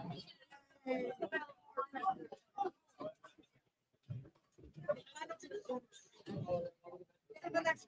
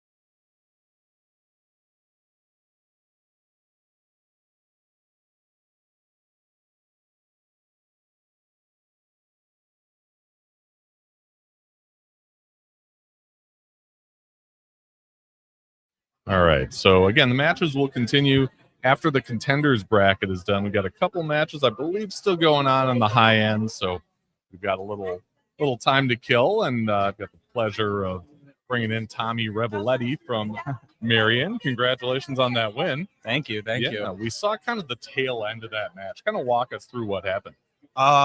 This was just a battle of making spares. I mean, both teams were just grinding through it. The right lane was much tougher than the left lane, which definitely made it tougher. Okay. But Whitewater ended up choosing that as their lane, so they ended up bowling there the most. And I mean, could have win. It really could have went either way. Yeah. It's a really close match For sure. And, knocking them out of the winner's bracket is no small feat. We've seen them come back a couple different times during this event, down 2-0, only to end up on the good side of things. You guys meet them a lot. You're in conference together, you meet in the same tournaments. What does it take to knock out a team like that? I mean, and I shouldn't say knock out, but get them out of the bracket. I mean, all those guys there in front of us, we all work so hard. I mean, we practice so much, and it just comes with work ethic and just wanting it. Yeah. Just wanting it. Much has been made, and it's certainly justified, of you guys advancing out of the sectional and moving on to Green Bay, which is what, hour down the road? Yeah, 45 minutes. From Awesome. you for ITCs. Give us a sense of what that was like to bowl that well in that sectional competition and know that you're one of 16 teams heading for that big national title. So, I mean, I'm a senior, and it's taken a lot of personal work to just talking about me personally, just to get there. And all those guys, I mean, this is all of our first times going there. Our coach, he's made it as a player for Whitewater, but he's never made it as a coach. So I think that just really, it means a lot to all of us making that. It's so cool. It is. It's really cool, and it's cool statewide. Wisconsin, we've had Whitewater, of course, so many times in the ITC, but to see you guys get there for the first time in program history is really neat. Yeah. You have an interesting story of going from one-handed bowling to two-handed bowling, and really excelling at it in a short period of time. Tell us what that was like for you and why you made the switch. So for my first 2 years of college, I was at Rock Valley College under Tony Hall. And my freshman year, and I've bowled my whole life, pretty much, dang near. But are you from this area, or about 40 minutes south of Rockford? Okay. Yeah, Sycamore, Illinois, same place as Landon Jordan, Griffin Jordan. Okay. Big bowling town. Yeah. So all the way up until my freshman year of college, I was one-handed, and I switched about 2 weeks going into sophomore season. Made the switch. When I tried out for the team, I still had thumb holes in the ball.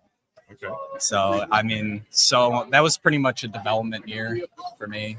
A lot of practice, getting on the lanes 2-3 times a day, and just, yeah, that continued throughout the summer. And then I made a great decision coming to Marion, and all the guys from last year, like Ryan Drykosen, Rory Clark, Brett Broeldon, they all helped so much with getting mechanics down. And I'm still learning new things all the time. Like Josh Schneider, he's still helping me. I still get help from Jason Spanbauer at Cody Litzen. He helped me remember how to make 10 pins this weekend. I mean, it's great. Yeah.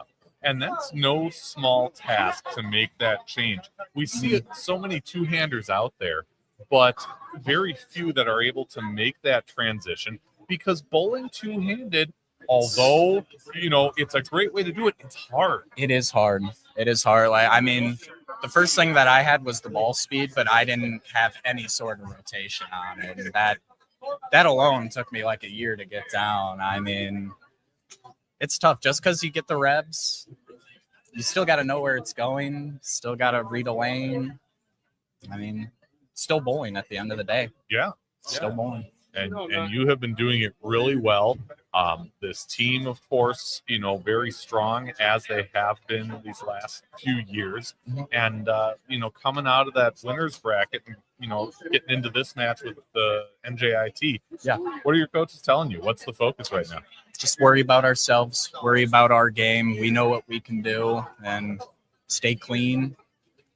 That's about it. Yeah. Control what you can control. Yep. Yeah. Yep. Exactly. Sure. Are you guys the higher seed, do you know, going into this one? I'm going to guess maybe. Off the top of my head, I'm not too sure. Yeah. I kind of just get told where we're going and what we're doing, and that's about Go it. from there. Okay. Well, so we will see which lane you end up starting on, and yeah, how things go from there. But I appreciate the time. Yeah, thank you. We've got these little lulls in here, so it's good to fill time with some quality stuff from you. And yeah, best of luck the rest of the way. Thank you. I appreciate it. All right. Tony Revelletti. He is Tommy Revelletti. I called you Tony. Tony? Oh, yeah, Tom. It's Tommy Revelletti. No, great story from him. Bowling for the mighty Marion Sabres out of Fond du Lac, Wisconsin. They're about to go to battle here in our championship pair. Well, it will be our championship pair eventually, but our live stream pair on the men's side. You can see San Jose getting ready. The bowling has concluded on the high end right now, so no, there is some bowling going on.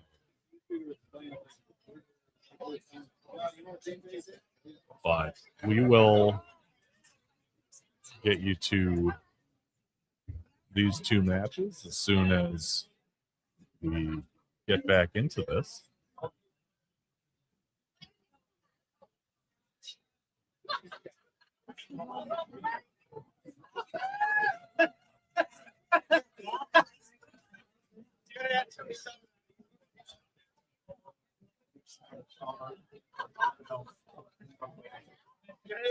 A couple more of the folks from Marion making their way over here to 17 and 18. They will continue in the winner's bracket.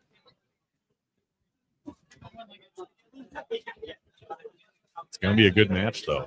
NJIT, great team.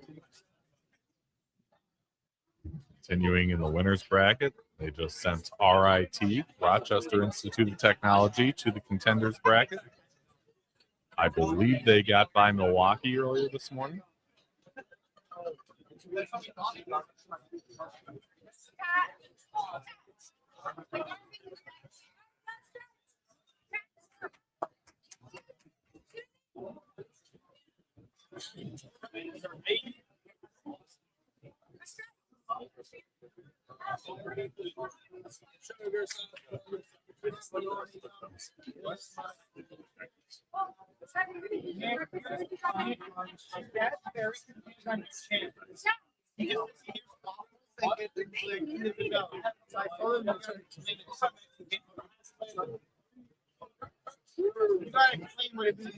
If you're following the men's bracket, this would be W25 and W26.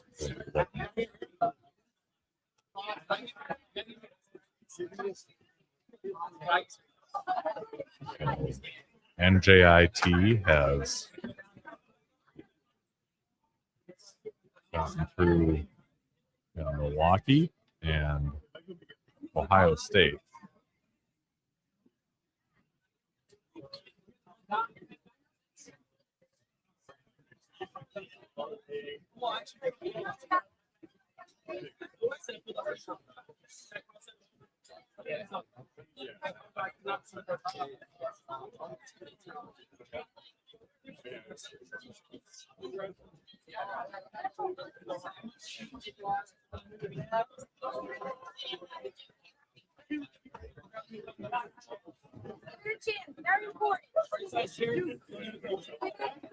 So we've had NJIT on our pair yesterday during the pool play.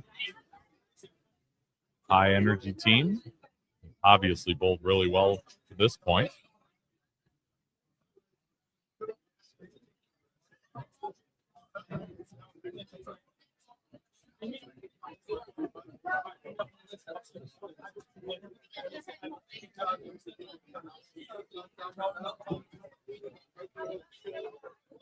Also want to pop up the women's bracket as they have waited patiently on the women's side to get back to competition. They started a little, are starting, whoops, that's the noise, are starting a little later than the men.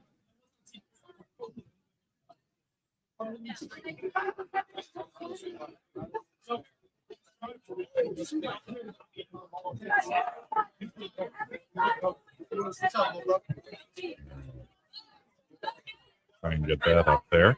Again, you can find brackets and all kinds of tournament information at clubteambowling.com.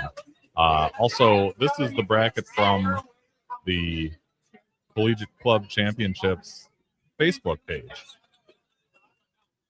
So you can see here the match that we'll see on 15 and 16 is right here, left side of the screen. Grand Valley State versus Muskegon. Next to them on 13 and 14 is Co versus CU Capital University. So the two winners between Co and Capital and then Grand Valley and Muskegon will face off in, I believe that's round 7. At noon, or here on 15 and 16. So that match determines the team that goes on to the championship match. The other will come through the contenders bracket. All right, that should conclude our contenders round 4. I think the ladies are excited. Congratulations, whoever just won down there. We do have one lane change for the next round in the men's division. Bowling Green will be on 23 and 24, and whoever just won that match down at the end will be on 21 and 22. We're going to give you guys like 5 minutes to get to your next pair. Do any ball work that needs to be done, and we will get started right away. They want to bowl. They really do. We're so close. You can taste it.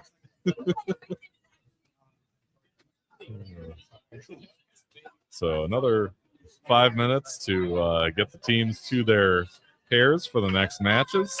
Sean Knowles says, NJIT, let's go. Yeah, this is going to be a whale of a match between NJIT and Marion of Wisconsin. Again, the two ladies matches, the one we'll see between Muskegon and Grand Valley State, along with the one hitting Capital against Poe, those two winners will then bowl on 15 and 16 to determine one half of the championship match.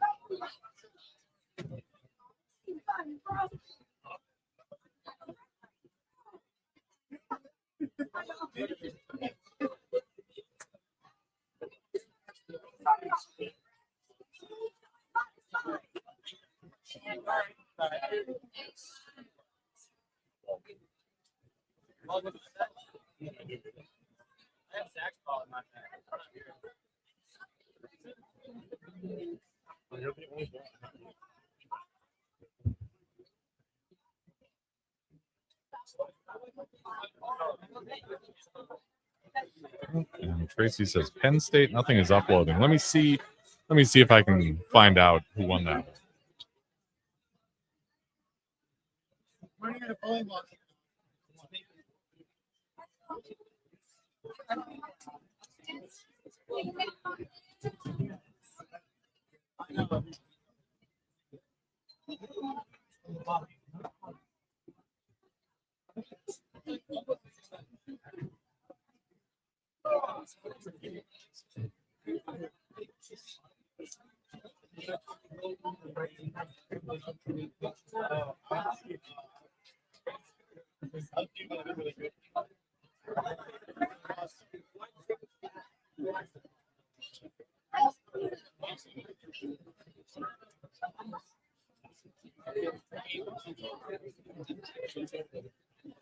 All right, Tracy, I got you. Penn State did win that match against UTSA. They won it 2-1, and they are going to be taking on the Rochester Institute of Technology. Quite a few pairs down from me. I want to say maybe in the low 30s, maybe 33 and 4, or 31 and 2. So yes, Penn State's still alive in the contenders bracket. Well, they'll bowl against Rochester Institute of Technology over on the high end of the house. Yeah, you bet. You bet. It can be a struggle sometimes when there are so many teams and matches going on at one end of the house and the other. But yeah, I'll do my best to keep everyone updated and figure out who's where and bowling for what. But whatever the case, All right, ladies, I appreciate the we actually have a interest. 15-minute practice session where the men only have 10. So we're going to get you started right now with your 15 minutes of practice. There you And go. then we will get the men started with 10 minutes. So that way, both of the matches start simultaneous. All right, so we're going to So get ladies, your ladies are coming on now for 15 minutes. And as the ladies start practice, my constant plea is to please like this video, subscribe to the channel. All right, ladies, you made it in your 15 minutes of practice. Guys, we'll get you started in about 5 minutes. Easy to do, doesn't cost you a dime. If interested, after you subscribe, you can hit that notification bell, and that will let you be among the first to know when we do live streams for tournaments or our weekly show. We do long-form interviews with bowlers of all shapes and sizes, skill levels, ages. 231 episodes strong and still rolling. But that always is a big help to me. Tip. Logan. Get the coach.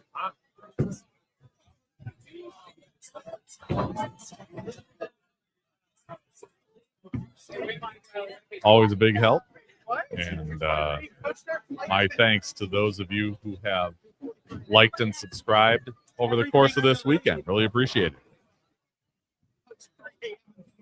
it. These live streams are getting great viewership, and that just proves that there is a great appetite out there for collegiate competition, competitive bowling, and that's a joy to see because we need to keep growing this sport. It takes all of us. Plenty of time.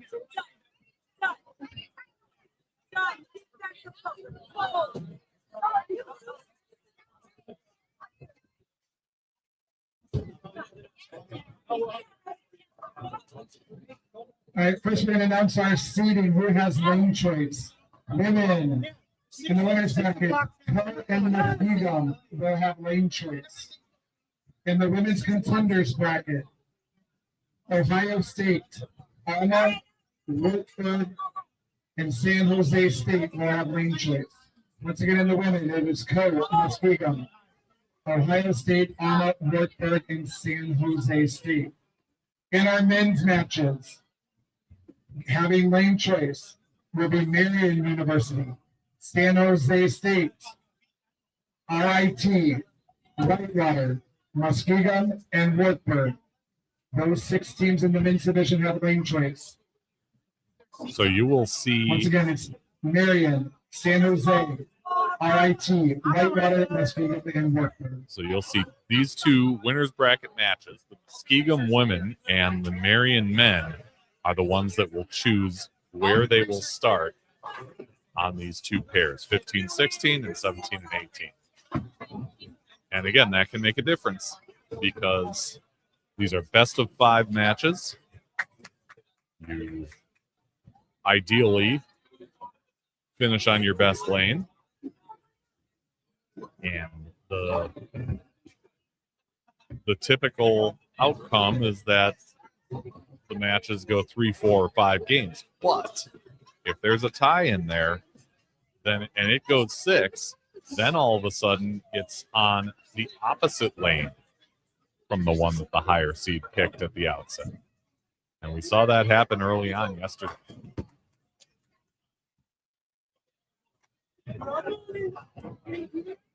So let's talk about these teams that we're about to see here, Marian and Skegum, Grand Valley, and JIT.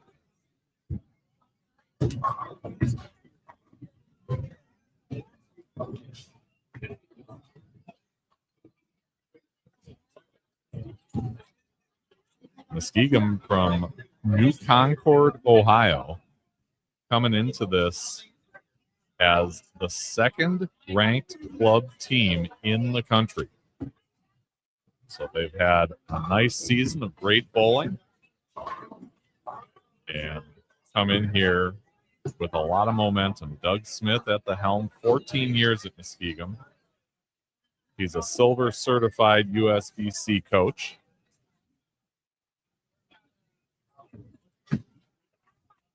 And this team was the runners-up at the Ohio Bowling Conference. Coming on for your 10 minutes of practice. Took 16th place at the Glenn Carlson Invitational in Las Vegas.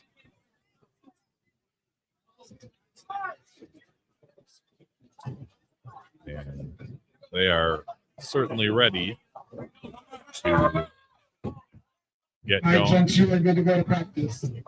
Get going here in this winner's bracket match with All right, Grand Valley that State. had some added time based on breakdowns during practice. Finish up. Once you are finished with practice, you may begin your round. All winners matches are best of 3. Or sorry, best of 5. If you're tied 2.5, your bowl game number 6. In the contenders bracket, those are all best of 3. So first one to win 2 if you're tied 1.5, your bowl game number 4. Obviously, it does have starting lane choice, and we'll alternate each game. Teams, as you are eliminated today, please make sure to turn in your alternate team ballots. Those are due to the front desk. We're voting for the 5 people who think have the best weekend, not the best season, the best weekend heard yesterday and today, as that is why it is the alternate team ballot. All right, and that voice you hear is tournament scorekeeper Sean Wachner, reminding folks that this is a best of 5 contest on the winner's bracket side. If there is a tie, you get into a sixth game. Grand Valley State is out of Allendale, Michigan. They've got Sam and Ryan Lovett with 2 and 3 years experience at the institution. They are both Aquinas College alums who bowled there from in the 20 teens, 2013 to 2017 for Sam, 2014 to 2018 for Ryan.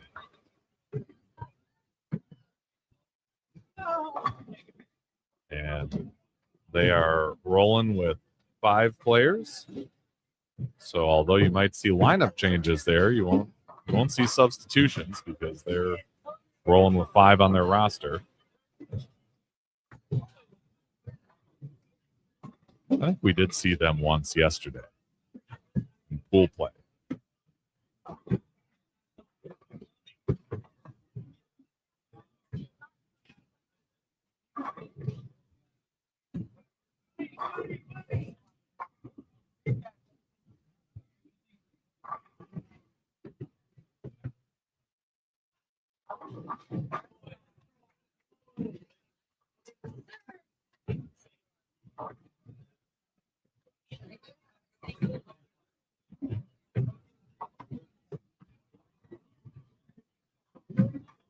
NJIT made the trip out here all the way from Newark, New Jersey. The 9th-ranked club team in the nation coming in. They were first place and undefeated in the EIVT conference tournaments 1, 2, and 3. Head coach Stefana Nemo, 2 years in at NJIT, but 17 at Morris Hills High School.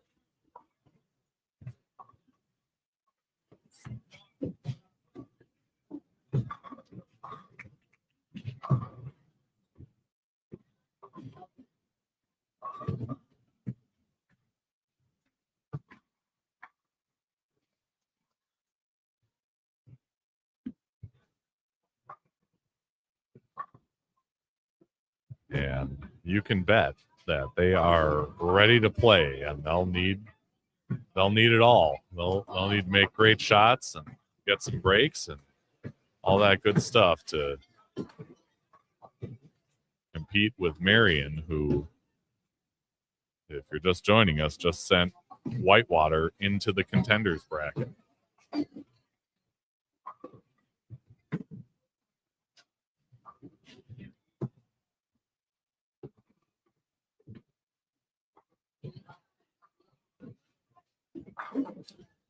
Once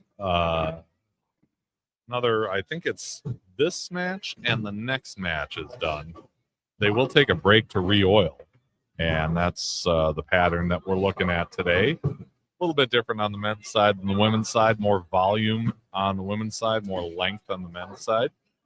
But the ratio is in the 2s, low 2s for 2-to-1 for men and high 2-to-1 for women.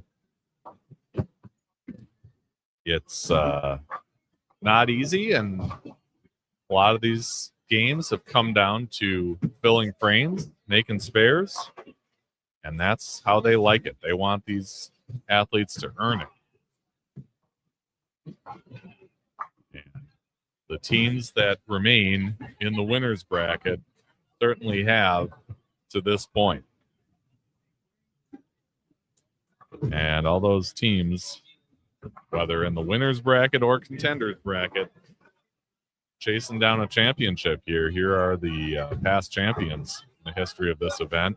Defending champions UW Whitewater and Coe College still in it. Coe in the women's winner's bracket, Whitewater in the men's contenders bracket. It's double elimination, so you have to lose twice to be eliminated. And some of the field has been, at this point, everybody started bowling this morning. So we have all of our women's teams, all 12 of them, on the lanes right now.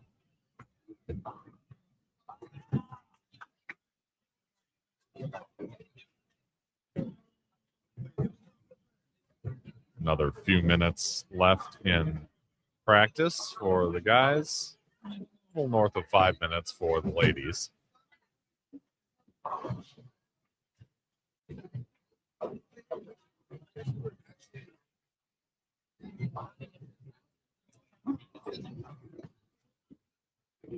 We had a nice conversation with Tommy Rebeletti from Marion,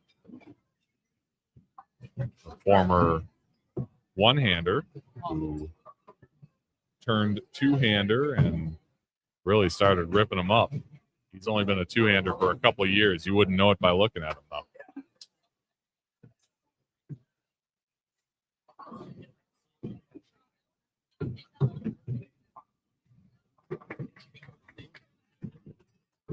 Gave a lot of credit to his teammates and his coaches there at Marion. They bowl out of Ledgeview Lanes in Fond du Lac, Wisconsin.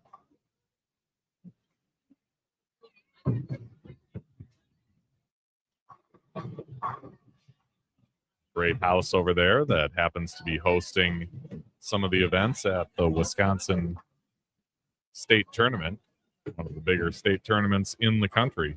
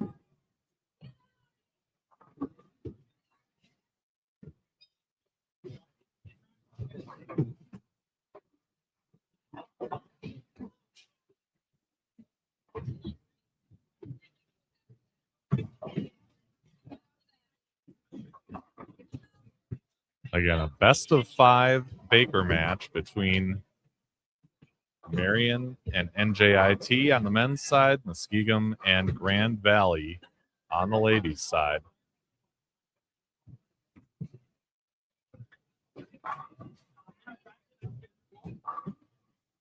These ladies have waited a long time to compete this morning, so. Again, teams, as your monitor is going down to the end of practice, you will conclude when your monitor tells you to. Again, that receives same choice. Winners brackets are best of 5. Losers contenders brackets are best of 3. We will do another contenders round, and then we will break after that for a re-roll. So another contenders round after this. Break to re-oil. And then in And, the winners round, we are going to estimate at this point 12-15. okay. I wouldn't go too far because it depends on how the second round of contenders go. And those contenders round matches go pretty fast. We have a check mark and begin competition. Good luck and good morning, everyone. Since they're best of 3 on the contenders side, the best of 5 on the winners bracket side. And that's what you'll see here, both pairs. Winners bracket matches. And you can see the Marion Sabres huddled up right in front of you here as they do battle with NJIT.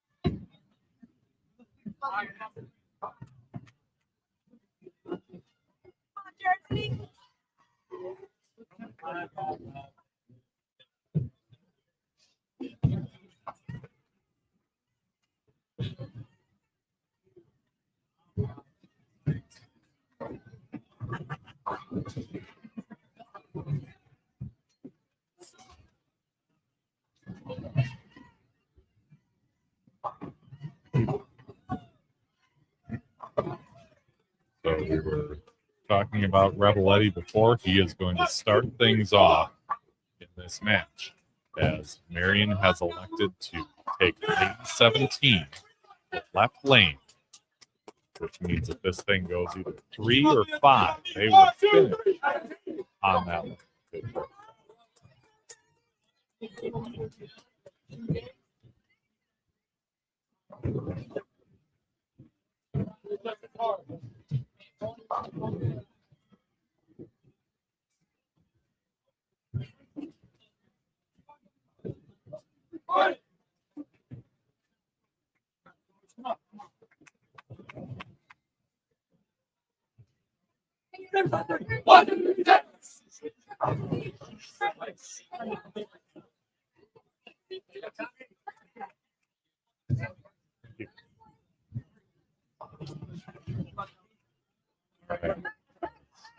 Tommy Rebeletti starting things off for Marion. Logan Chappelle will counter for the New Jersey Institute of Technology.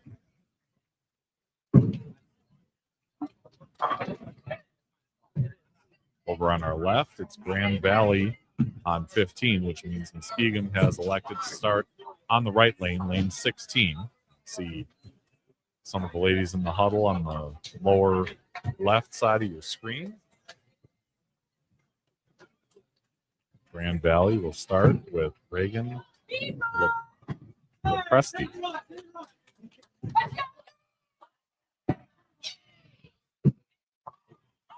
Muskegon, William Madison gets the first and the sixth. Rebeletti starts with a strike, and here we go.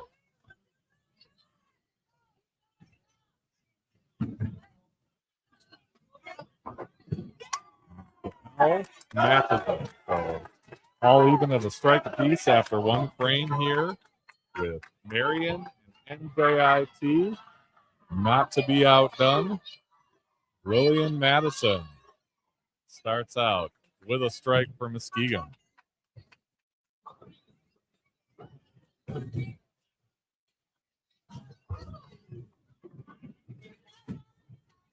And just the 7-pin left for Lopresti.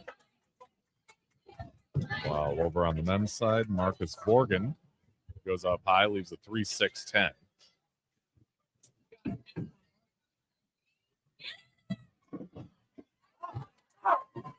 Jackson Rapavi for NJIT ends up with a split. 8-10. We haven't seen that one here to this point in the tournament.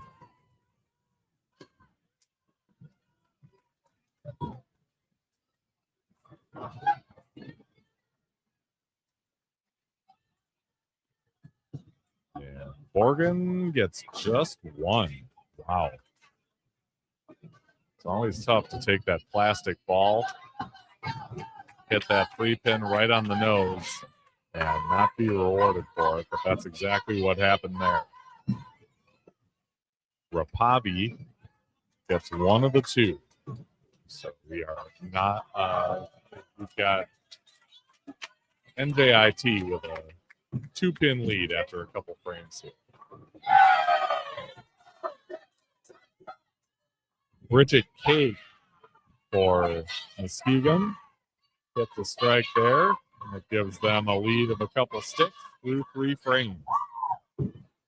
Chloe Witter going after that 7-pin for Grand Valley as Aiden Scott hits a 3rd frame strike for Marion.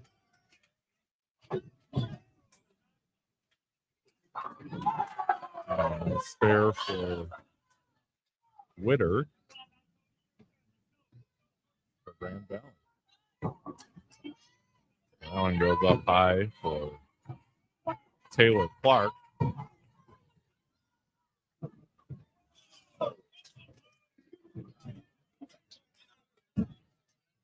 And a 10 pin for Alex Berg from JIT. Fourth frame for Marion with Cody Litzen. 6 goes right around the 10. He'll grab a spare ball. And an open frame for Clark in the 4th for Muskegon.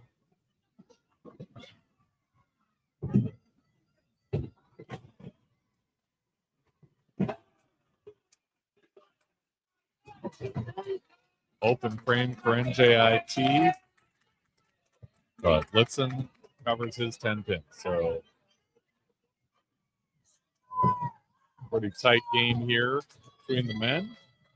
Candace DeWitt covered that spare for Grand Valley as they go 3 spares in a row to start this match.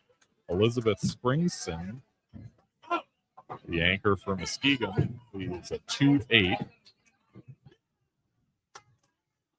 And Isabella Brunt gets a 7-10 on a half pocket hit. That's a tough break. We've seen that a couple times on the men's side today, and now on the women's side. So she'll take aim at 1 and try to keep the count.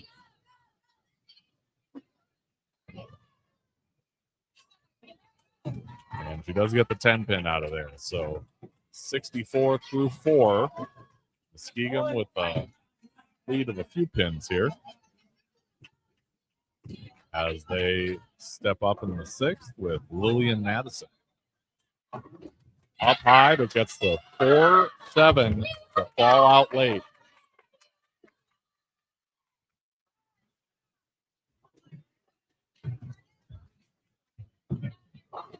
The anchor for Marion, Jason Spanbauer, a former ISC champion.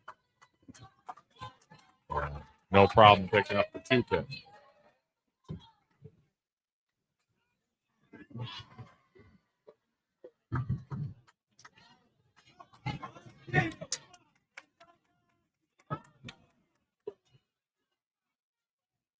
Isabel Bennett for Muskegon. Up high, leaving a 2-4-7. And Mackenzie Callahan from the Grand Valley side picking up the spare. So there's 4 pins separating Muskegon and Grand Valley. Meanwhile, NJIT with 2 strikes up with 3 opens in between them is in a hole against Marion, but that'll help. Logan Chappelle coming through with a 6-frame strike. They have a double working now for Jackson Rapavi.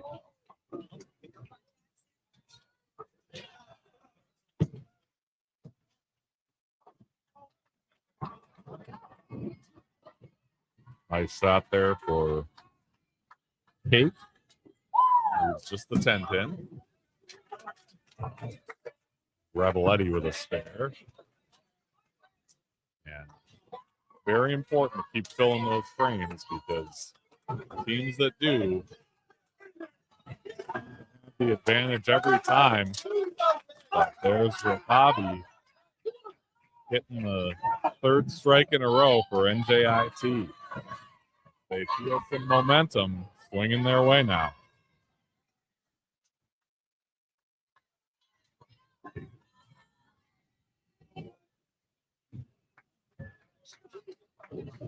Chloe Witter.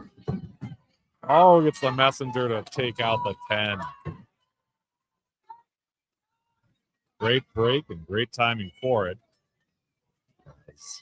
They're down a few, but that'll help.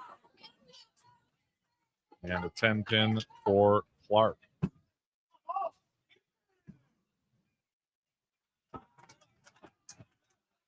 Okay. Alex Berg with just the 4-pin. DeWitt gets a second strike for Grand Valley.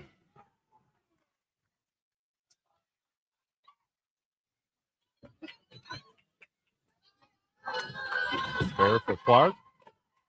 So Muskegon can punch out for 181.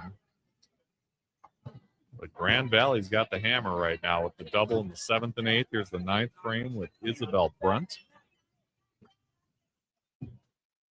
They can really take a nice lead with a strike here. That one went a little high.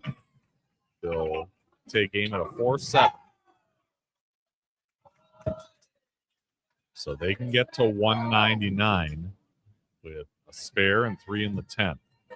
Now Elizabeth Springston for the Muskegon 10th in on lane 16. That one to the right of the head pin, left with a 1-2. As NJIT covers the spare in the 8th with Berg.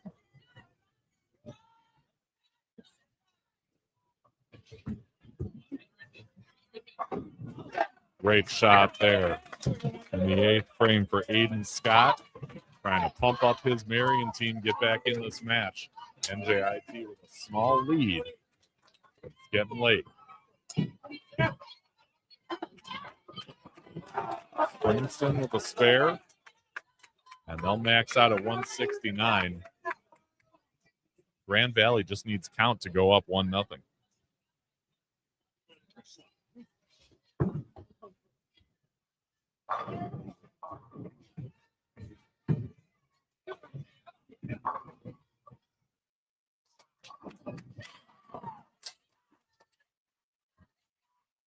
There it is. Grand Valley's going to have a 1-0 lead on Muskegon after 1.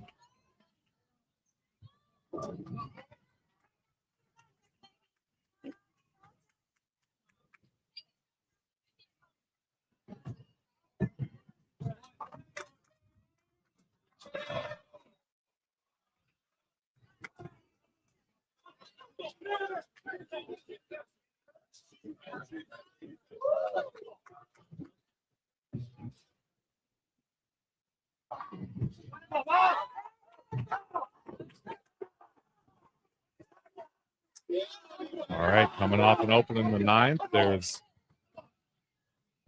Avinash Rampersand. He goes by Avi, and he gets the first strike in the 10th. That was an important one. About a 3-pin lead. Vanpower matches it. So up by 4, meaning Avi can hit the next 2 to shut out Marion in game 1.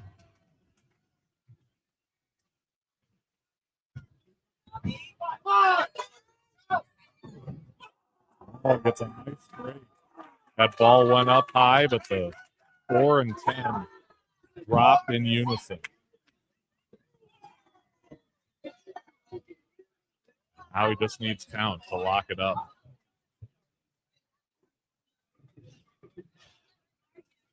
Meanwhile, the ladies switching lanes for second game of competition. Spanbauer, 7 count, and that's going to do it for game 1. NJIT goes up 1-0 on Marion.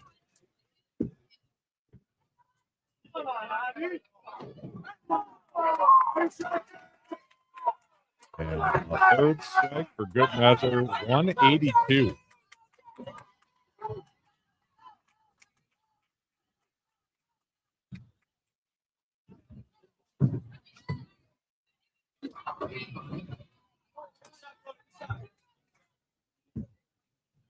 So we start up game 2 on the women's side with Grand Valley ahead 1-0 and ahead in this game with a strike from Madison. Now Isabel Jeanette with the Grand Valley second frame to the right of the head pin. She'll have the 1-2 left.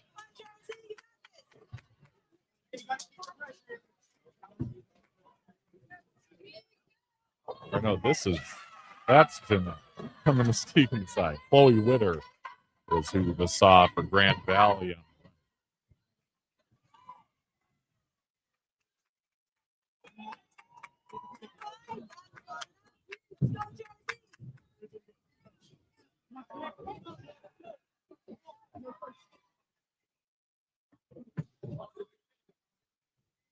A nice cover for Witter as Grand Valley maintains that lead for 2 frames. Shot from Kate as Muskegon hits a double.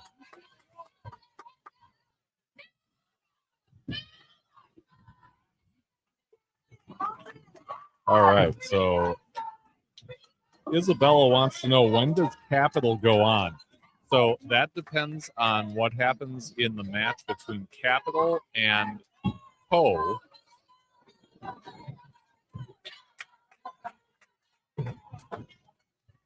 And it looks like Poe is ahead in that one, 1-0.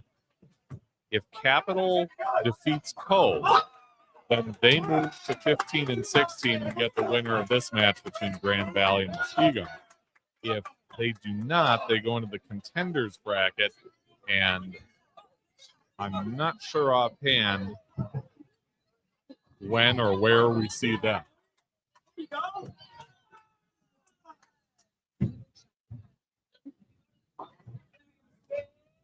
Nice cover for Rebeletti. NJIT keeping that momentum. They've got to double up. And Alex Berg trying to make it 3.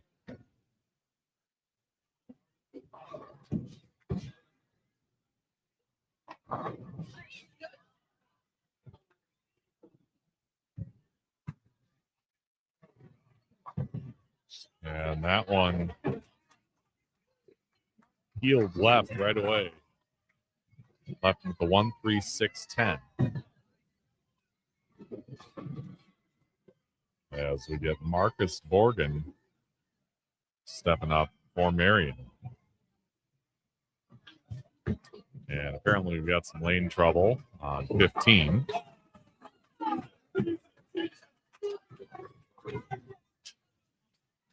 And trouble for Borgen as well, as he leaves a 2-10 on a light hit. You can see Berg's teammates holding up 4 fingers for the 4 pins he's got standing in front of him. Wow, and he gets a great break to get that 10 out. The Jersey faithful are loving it. Is that his baby picture?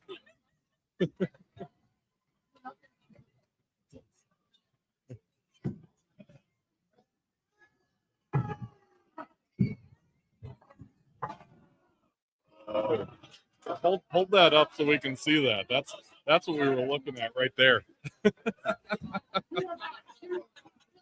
Poor kid.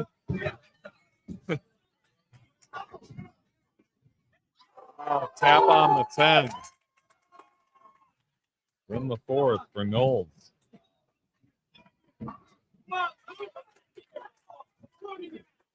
I think that was Knowles. Anyway. I'm not sure if they made a lineup change. We'll find out. So 3 of the first 4 strikes for NJIT. As Aiden Scott takes the 3rd for Marion and flushes 10.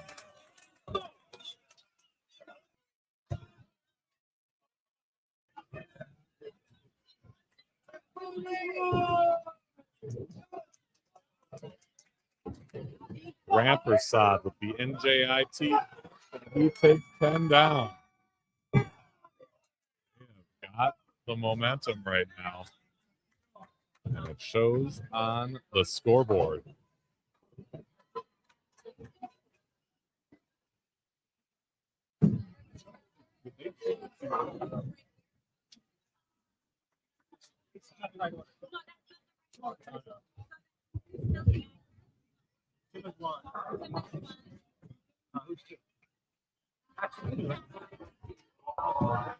So they did change the line a little bit.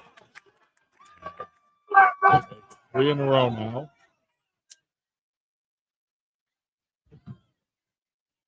Thank you. So that was Tim Knowles, who hit the third strike for NJIT. As they've got a pretty big lead now as Marion slows down to see what they need.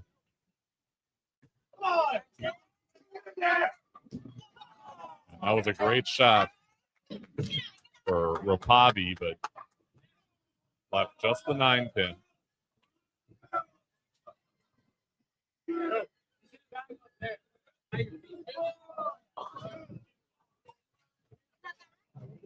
And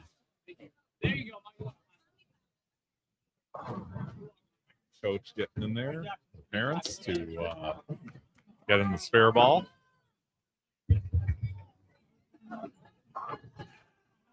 Meanwhile, Spanbauer with the 3-6-10.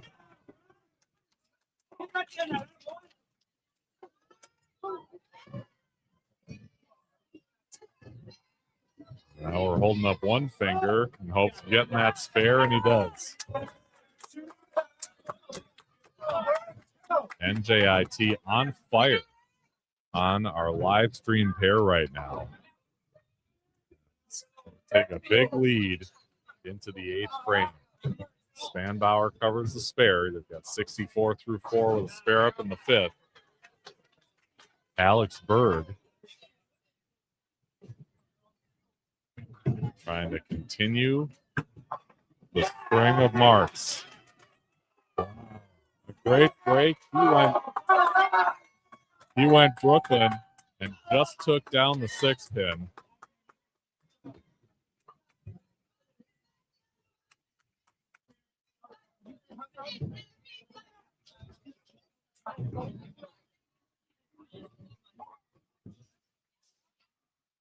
Rebeletti in the Marion 6th.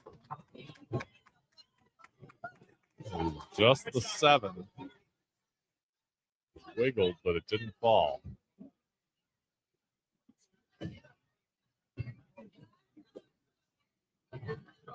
And now on the ladies' side, it looks like we are ready to resume action with Taylor Clark coming off a double from Muskegon.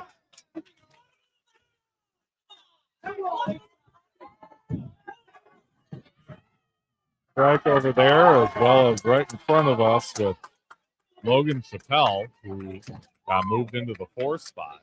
And that's a double for NJIT.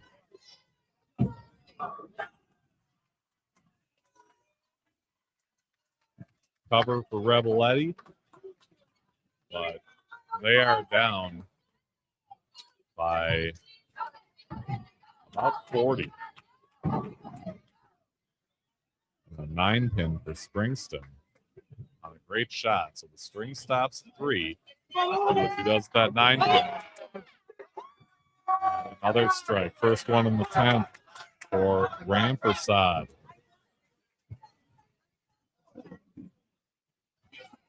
Just 2 blemishes for NJIT, both spares. And he can hit 2 more strikes to give him 255. There's a strike for Morgan.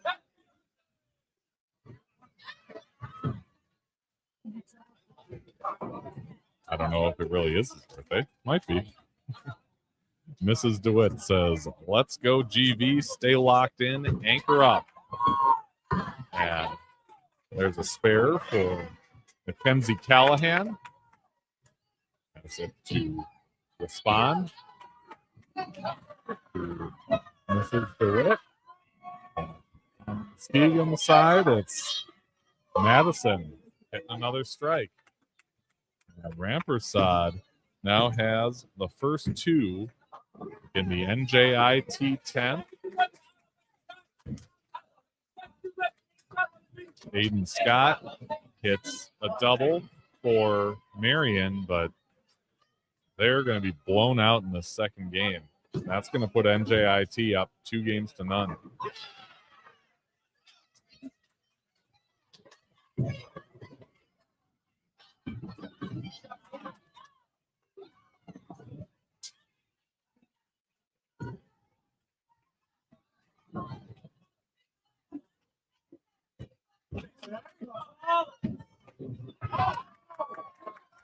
$255.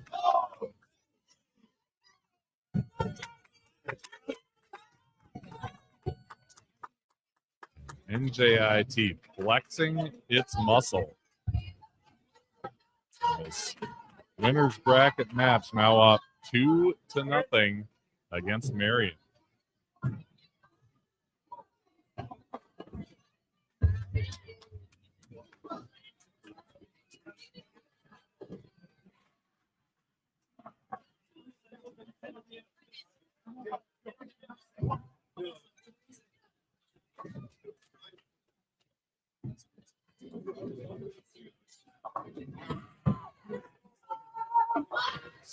Witter coming off the open with a strike.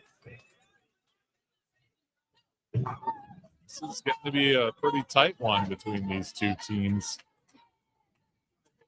Cake with the 8th and leaving just the 10 pin. We'll grab that plastic spare ball and try and chase it down.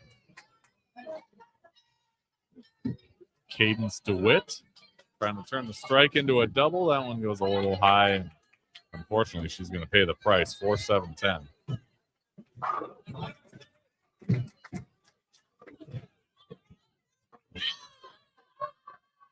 looks like they've... No, that's Cake with the spare. Yeah, now they look to Taylor Clark for the 9th. If they can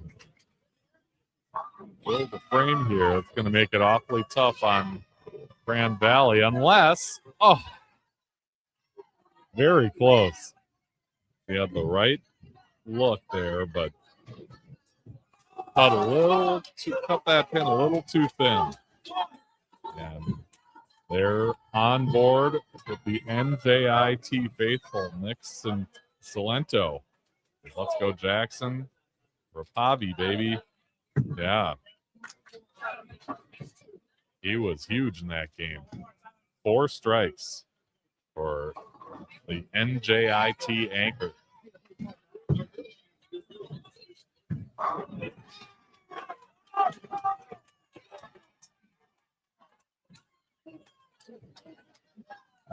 All right. Clark shooting the 10 pin. And she's got it. Didn't have much of it, but that was enough. Oh. There you go. Proud parents. You should be proud. He's had a great weekend. When they were over here doing full play, he really bowled well. So 199 for Marion. I'll go from there. Meanwhile, Muskegon now up by 14.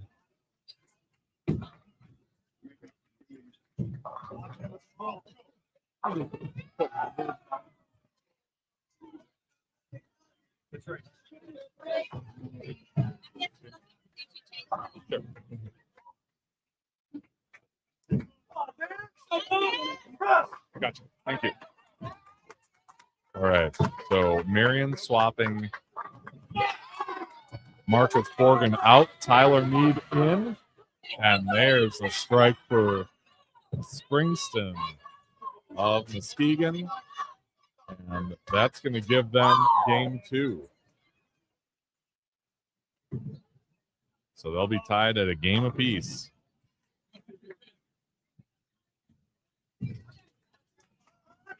And Capital and Co. also tied at a game apiece, according to Jeremy J.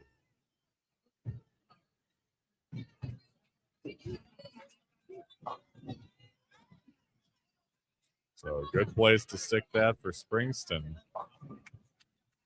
Game's already over. Doesn't have to worry about that. Grand Valley ends up at 169.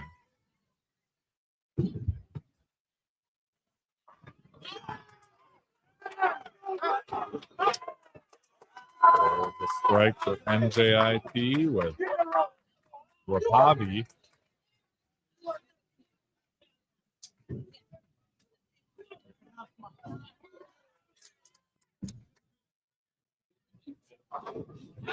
And Rebeletti countering with a strike.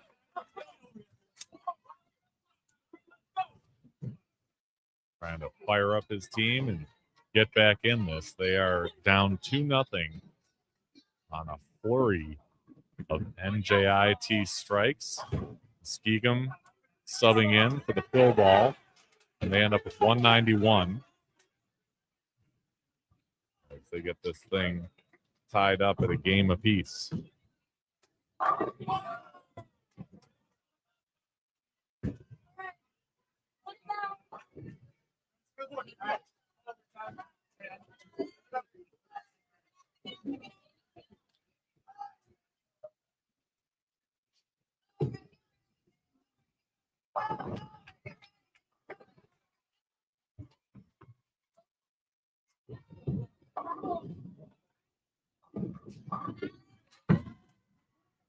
Berg with just a 3 count and gets another 5. So that kind of stops them in their tracks a little bit as Marion has the opportunity to take an early lead. Covers up the 4. All right. Keep it rolling, NJIT, says Joanne Welch. Isabella wants to know if I can update on how Capital is doing. So in the game they're in right now, they've gone open in the first and second. Co has also opened in the first, but they struck in the second. And their third frame bowler has a 6 count on her first ball. Last I had heard, Jeremy J said it was a game apiece. There's a thunderous strike. Ethan Scott.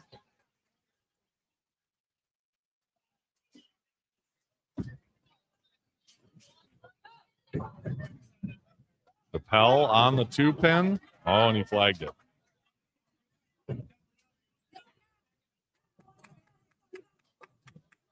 So 55 through 4 for NJIT. Here's a chance for Marion to really put the pressure on Cody Litzen. Litzen, the anchor for a good chunk of this tournament, and he turns that strike into a double. So Cody Tull wants to know, is this the tournament with John Pork and cheese? Yeah, I don't know how to answer that one.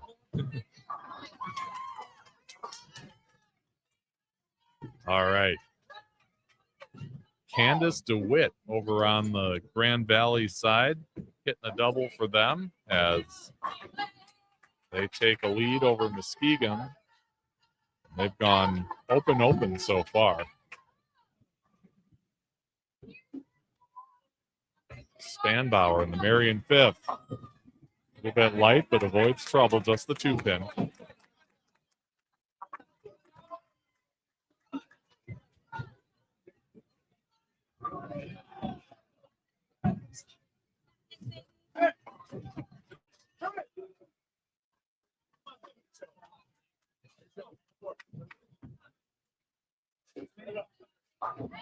And a fair for Kate. Skegum tries to dig themselves out of this hole. Grand Valley puts Brunt up for the 4th. And headpin couldn't do the job on the 7.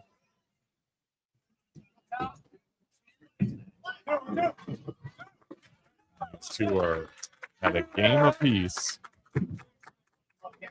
as DeWitt cheering on Candace. Let's go.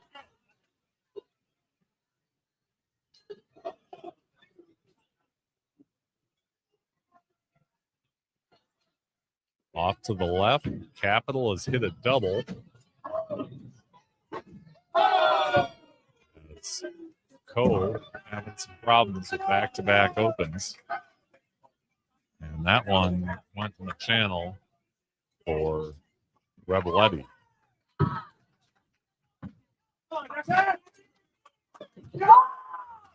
Right for NJIT and Rapavi.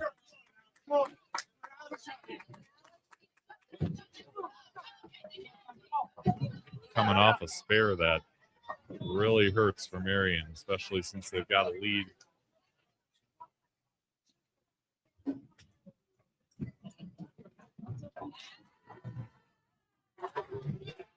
Just can't give those pins away. And gets a spare.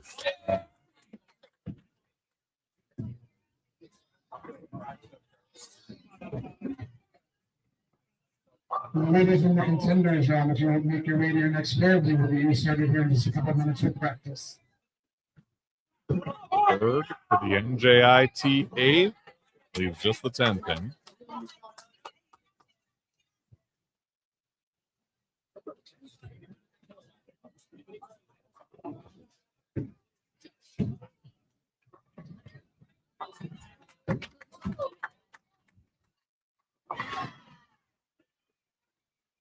And 6, 7, 10 for Meade.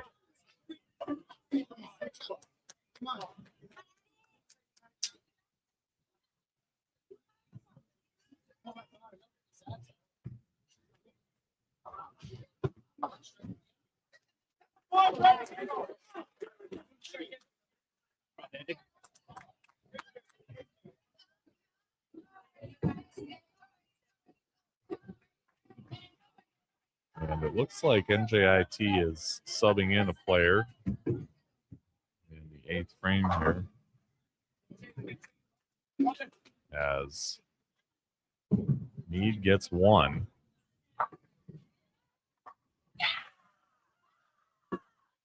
Meanwhile, Clark gets a strike from Muskegon.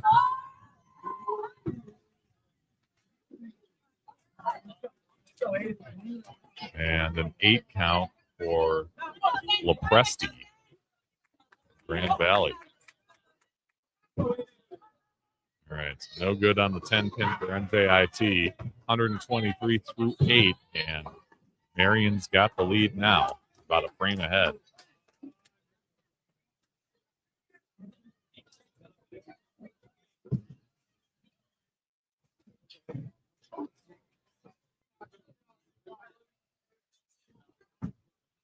Aiden Scott, Marion 8. He puts 10 back. So Marion builds on that lead. And Logan Chappelle leaves just the 2 pin.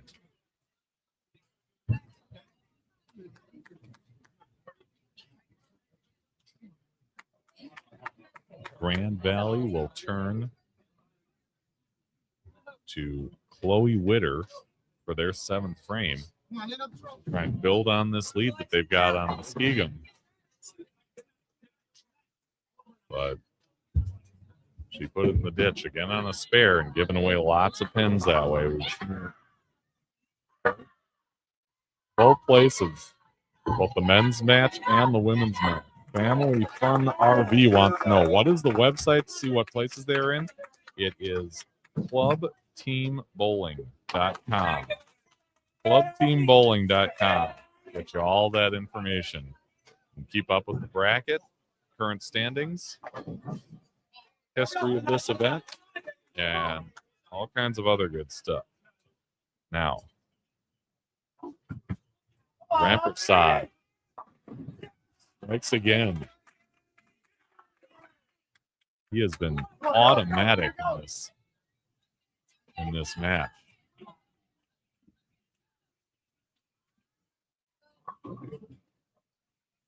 But now Spanbauer basically just needs a mark to lock it up.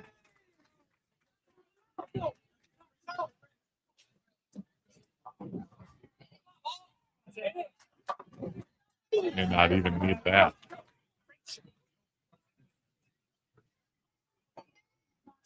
So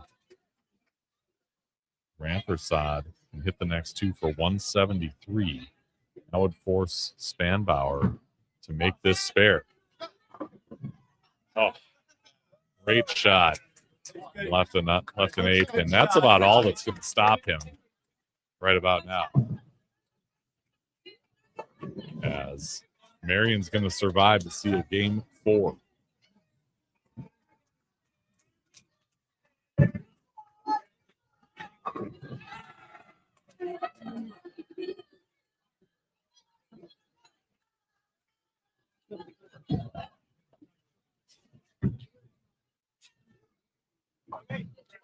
And makes quick work of the 8, 163.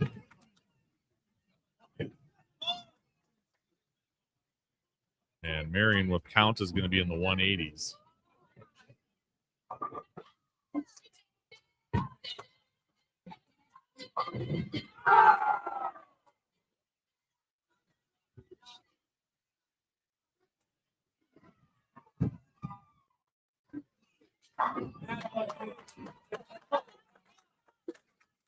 .183 for Marion. Brings this match into a 4th game.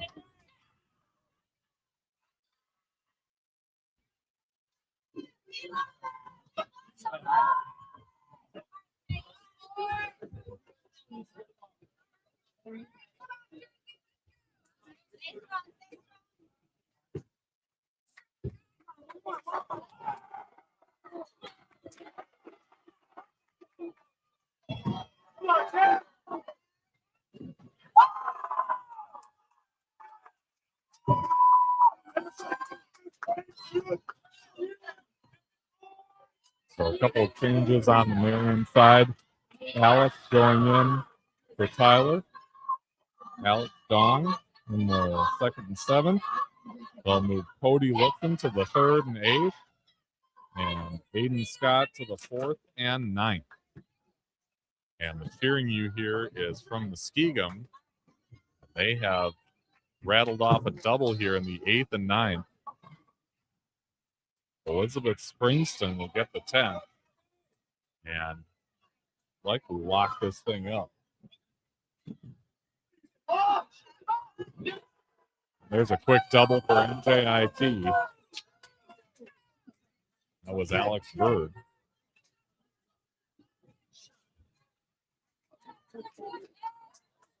And a 10 pin for Springston, but Muskegum going to take this game.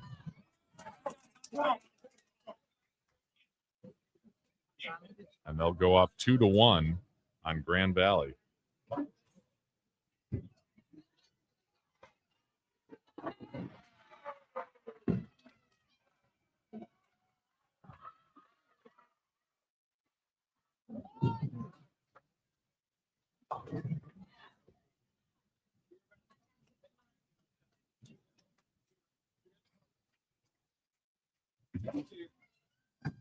Rapavi gets the 3rd frame.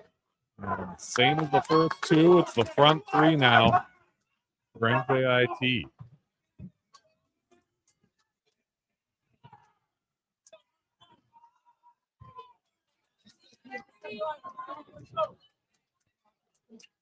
.172 is going to do it for Muskegum as Grand Valley finishes at 140.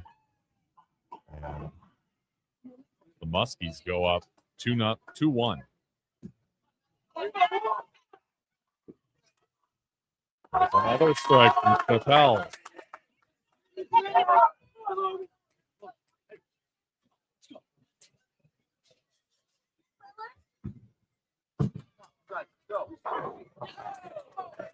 One of the Muskegon men's players urging NJIT to keep it going.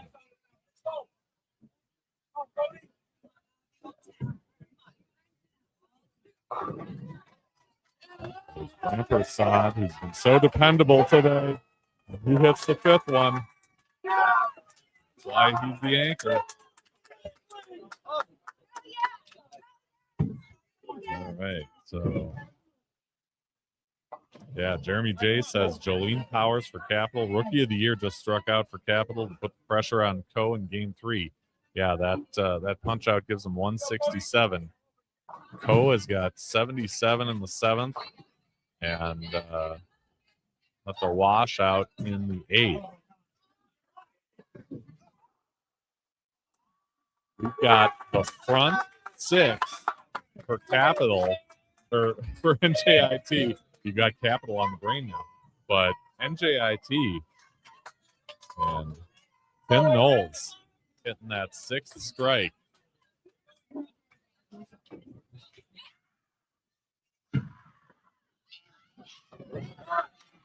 They've got a group of about maybe 6 or 7, 8 people back here, and they are letting you know when those pins are falling for NJIT. And Alex Bird. In the women's division, Ohio State and Winkle in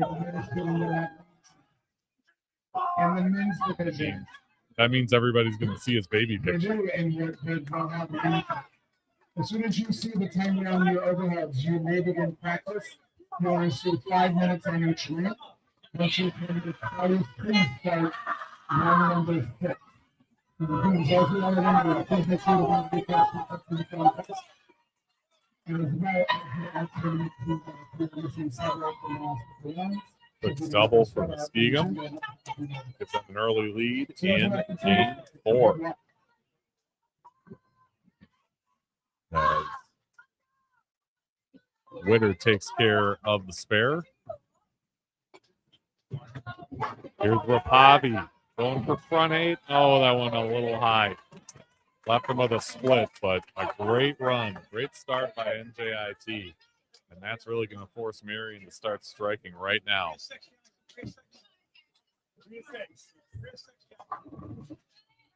Spanbauer in the Marion 5th.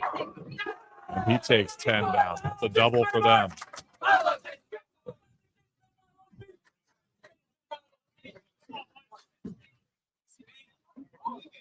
And Rapavi gets all 4.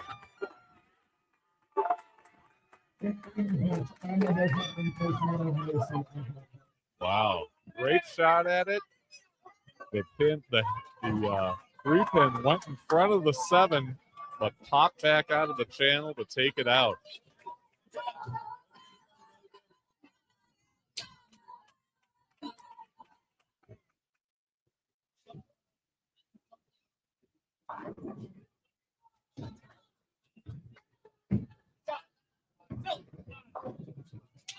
Nutty, light, but he carries out the 4.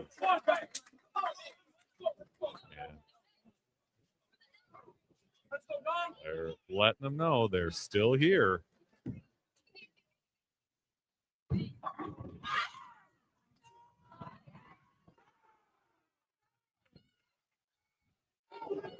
Logan Chappelle has the 9th for NJIT, and he puts 10 back as well.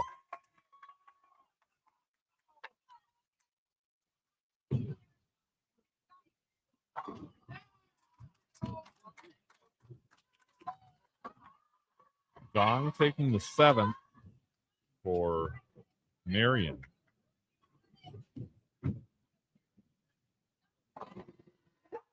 And gets a strike as well. Marion can punch out for 270. But with 3 more strikes, NJIT gets to 276. Javi gets that first one in the 10. Strike and count, and he's going to lock out Marion and end this match.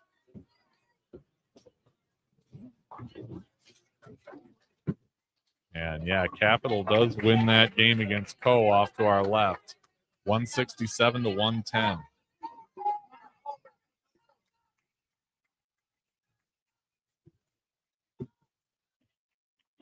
And that was a spare for Taylor Clark from Muskegon. Rampersad, just a strike machine.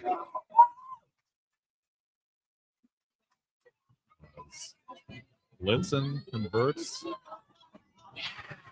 flip, but it's going to be NJIT moving on and sending Marion to the contenders bracket.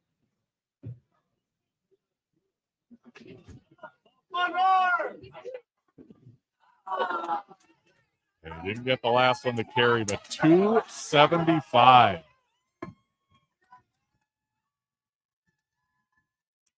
Wow, what a performance. NJIT, the winners in this match, 3-1. And they are moving on.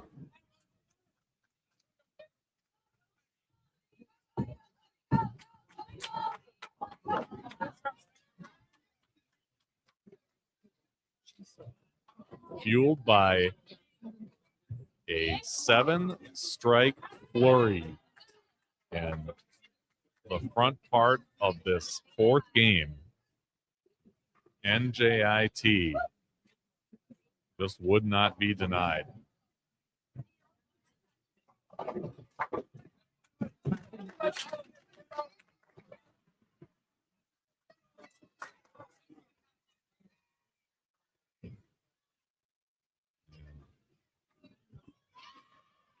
Yeah, Rampersad, just an animal out there. I mean, I can only think of 2 instances when he wasn't throwing a strike out there.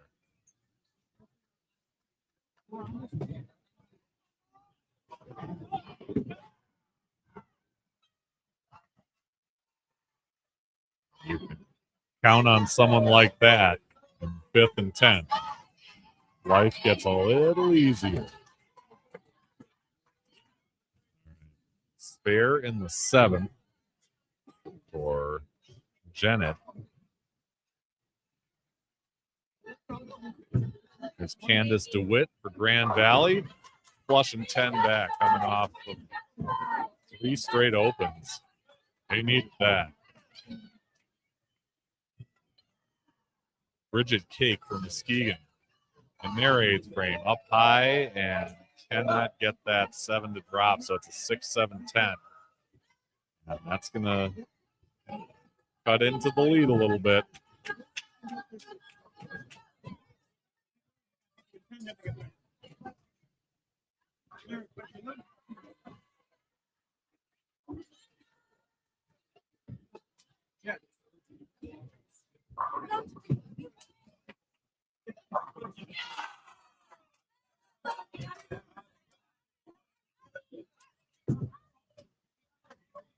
We're going to try and get Abby Rampersad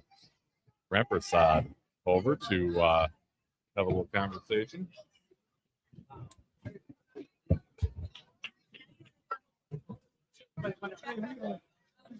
Have a seat. How are you, Wes? Welcome. How you doing? I'm good. I'm good. Yeah, I bet after that. Yeah, I mean, tell me about what it was like up there, just throwing strike after strike after strike. No, it was unreal. We got to this spot last year, and to put up to the number against such a good team, big respect to them. They both really good. We got a couple good breaks on our way. We just kind of kept the momentum going. Yeah. Like we all rely on each other. Like we're not the best spare shooting team in the country, right? But we all all 8 of our players all really contributed like heavily. It looked like, I mean, the energy where one feeds off the other and the other. It's like palpable. Yeah. I mean, and you've got, the support back here, and it's a feeling. It's not just something to look at. Yeah, like momentum carries our game, and when one guy goes, and we're all like really happy to be here, and when we all support each other happily. So even when our freshman who bowled amazing, he's nervous. Yeah, but he showed up, and we had to show up for him too. For sure. What is Coach telling you in the middle of this? I mean, obviously you go up 2-0. It's Marion wins one game, and you're thinking, okay, we got to hold serve here, and then the big flurry. What did Coach have to say during all that? Yeah, I mean, we always act like we're down 2-0. It helps keep us locked in, make sure to still throwing good shots. Like earlier in the day, we were always down 1-2, 0-2. We came right back, threw a couple good ones. Just one good shot at a time, and that's all it was. Like, we just kept throwing good shots, mini moves, talk to each other, just keeping the pace as best as you can. Awesome. Even if you miss a spare, you try to push it. Keep pushing. Yep, for sure. Control what you can control, right? That's exactly what it is. Yeah, for sure. Well, I appreciate the time. Best of luck the rest of the way, all right? Thank you. There you go. Avi Rampersad is putting down the hammer time and time again for that NJIT team, the New Jersey Institute of Technology. Teams in our winners bracket. As of right now, we are estimating 12-15. Skigum For round is going to win this match. They made a lineup change there with Clark in the 10th, and she slams the pocket, leaving just the 8. But 190 is going to be enough. 189, 190, whatever they end up with. That'll be enough to take this match.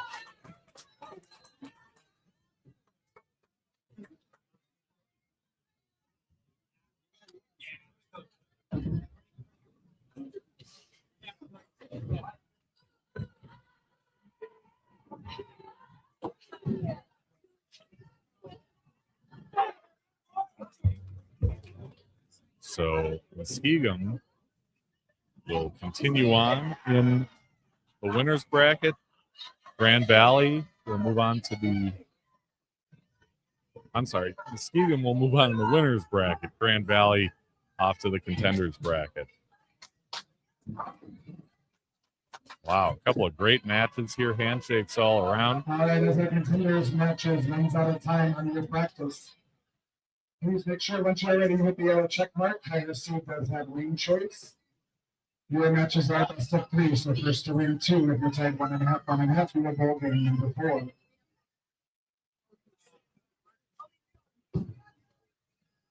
You have to get all the captures brought up to the desk once you are finished with your match, and teams that are eliminated, if you can turn in your alternate team ballots, that would be much appreciated. Pardon me? Can I feel one of the ladies for a minute? Sure. You want to see your list?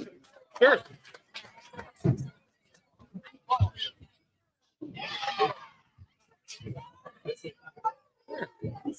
Over here. We'll take you both. Yeah. Yeah. You can pass the microphone around. Yeah. All right, Taylor. Tell me about that 10th frame to lock it up.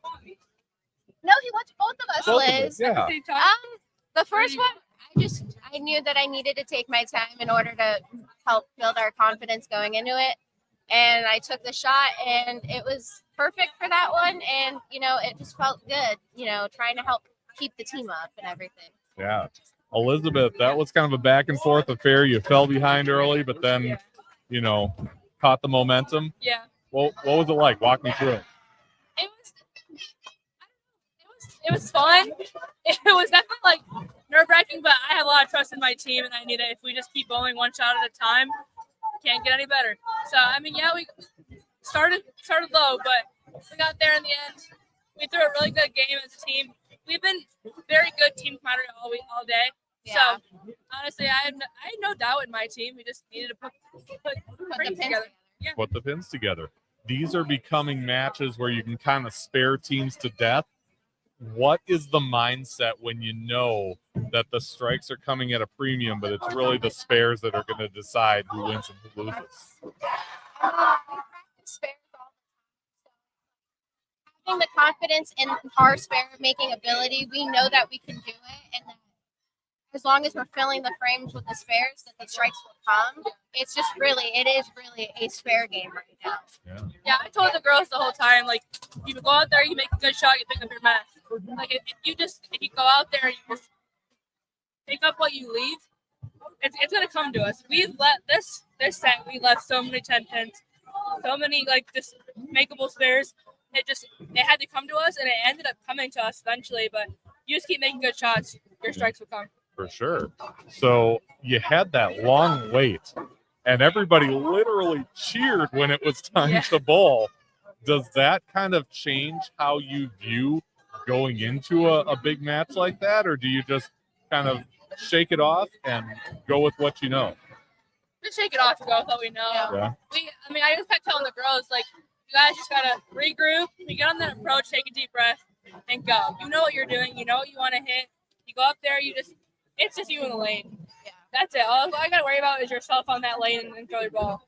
Yeah. If I'm doing the bracket calculations in my head correctly, I think you have one more to win to get into the championship match. What's the mindset going forward here? It's really, we're focusing one game at a time. I mean, the end goal obviously is clearly to make it to the championship. We've been there before, but we're just trying to go one game at a time, and especially because it's like, if we have to get there first, so going in, making our spares, filling frames, it's really just being together as a team, which we've done all weekend. Yeah. Obviously, we know that we need 3 to win the match, but I'm one. I focus first half of the game, back half of the game. When I was in that 5-hole, it was I would finish my shot and then let's go for this back half. Worrying about your first shot, then we'll get to the second one. I very much want to just slow it down and let's just work on one thing at a time, and then the rest of it. Yeah, for sure. Well, congratulations. It was a great match. Elizabeth Springston and Taylor Clark, victorious Muskies in the house. Best of luck the rest of the way. Thank you. Yeah, you bet. There they go. So remaining in the winner's bracket is Muskegon. And they know what they have to do. Just keep it going one frame at a time and control what they can control. And that's what we're looking at in the women's bracket. So that's the contenders side. And if we move up the page here, now it's going to come down to this next match, which is going to be right here on 15 and 16. And the Capital and Co match is over. I'm not sure who won.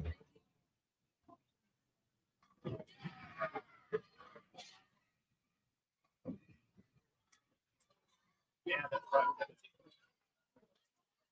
Get drinks with it.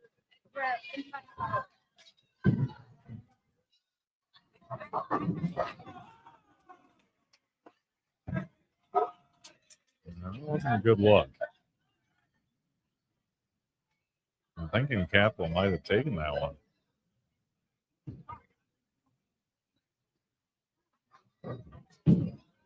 I'll double check that, but if that's the case, it would be Capital versus Muskegon for a spot in the championship match. And yeah, that's what he said. Capital just sent Co to the contenders bracket. So a huge win for Capital, besting the defending champions. And it's Muskegon versus Capital in the winners bracket. Both teams from the OVC. OVC?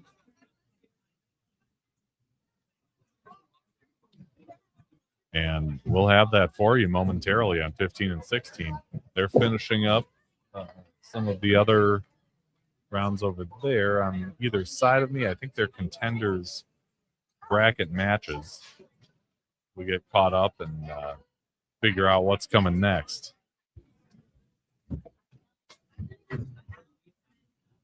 It was OBC, Ohio Bowling Conference. Gotcha. Thank you.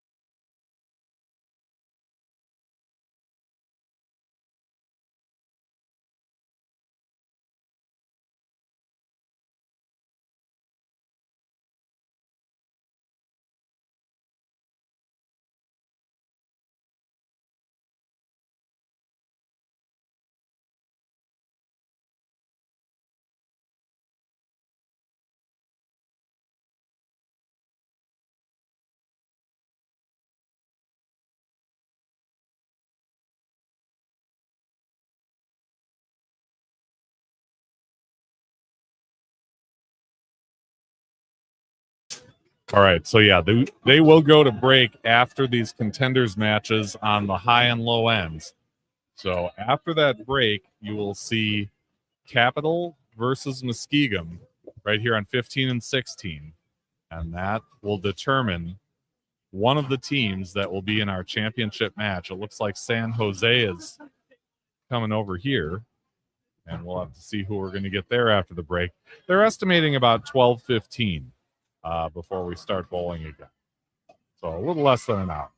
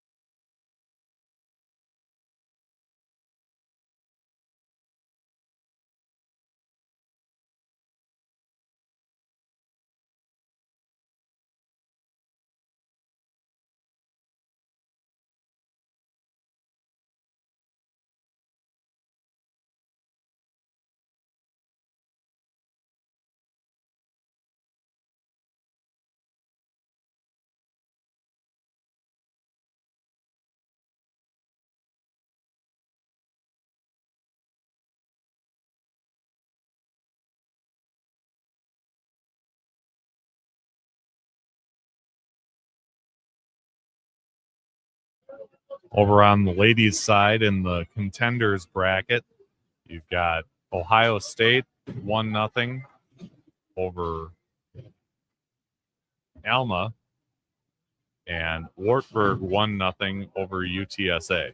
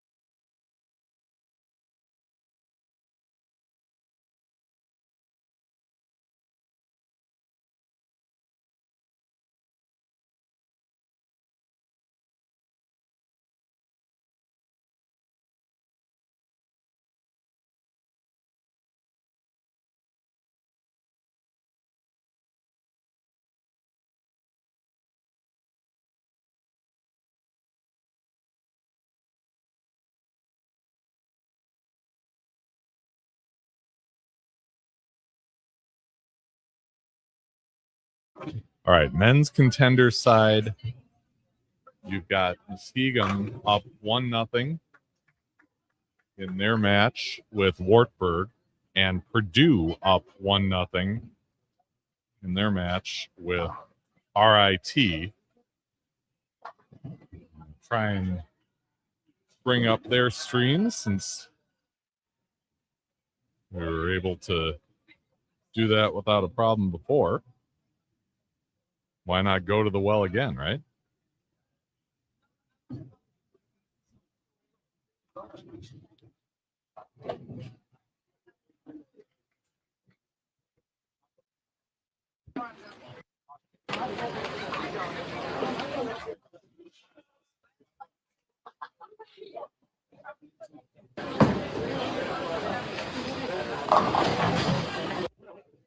So this is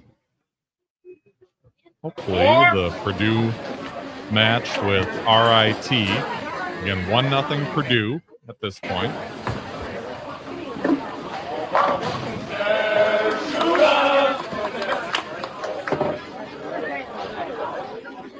So just the contenders match is going on right now on either side. And after that, we will break for re-oil and get back going yet again.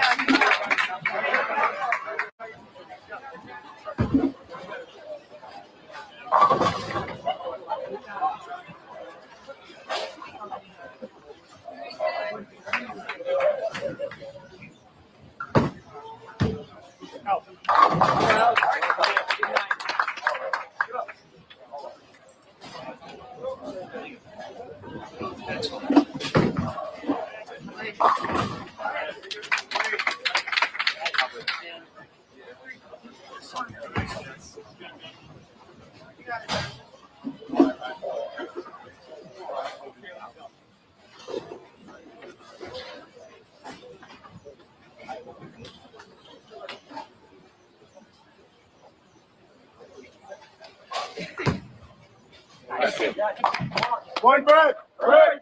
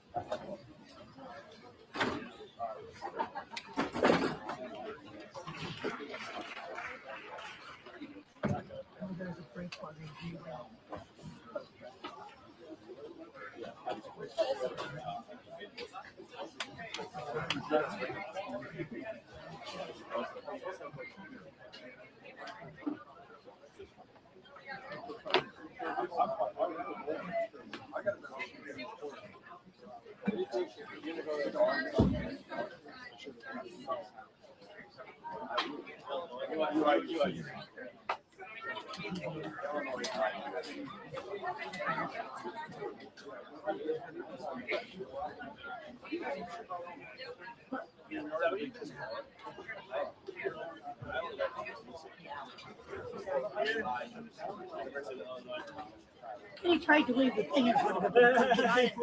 He couldn't get high enough.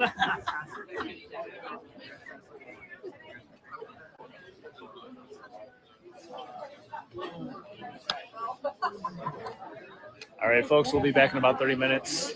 Hey, if you guys want to stand around.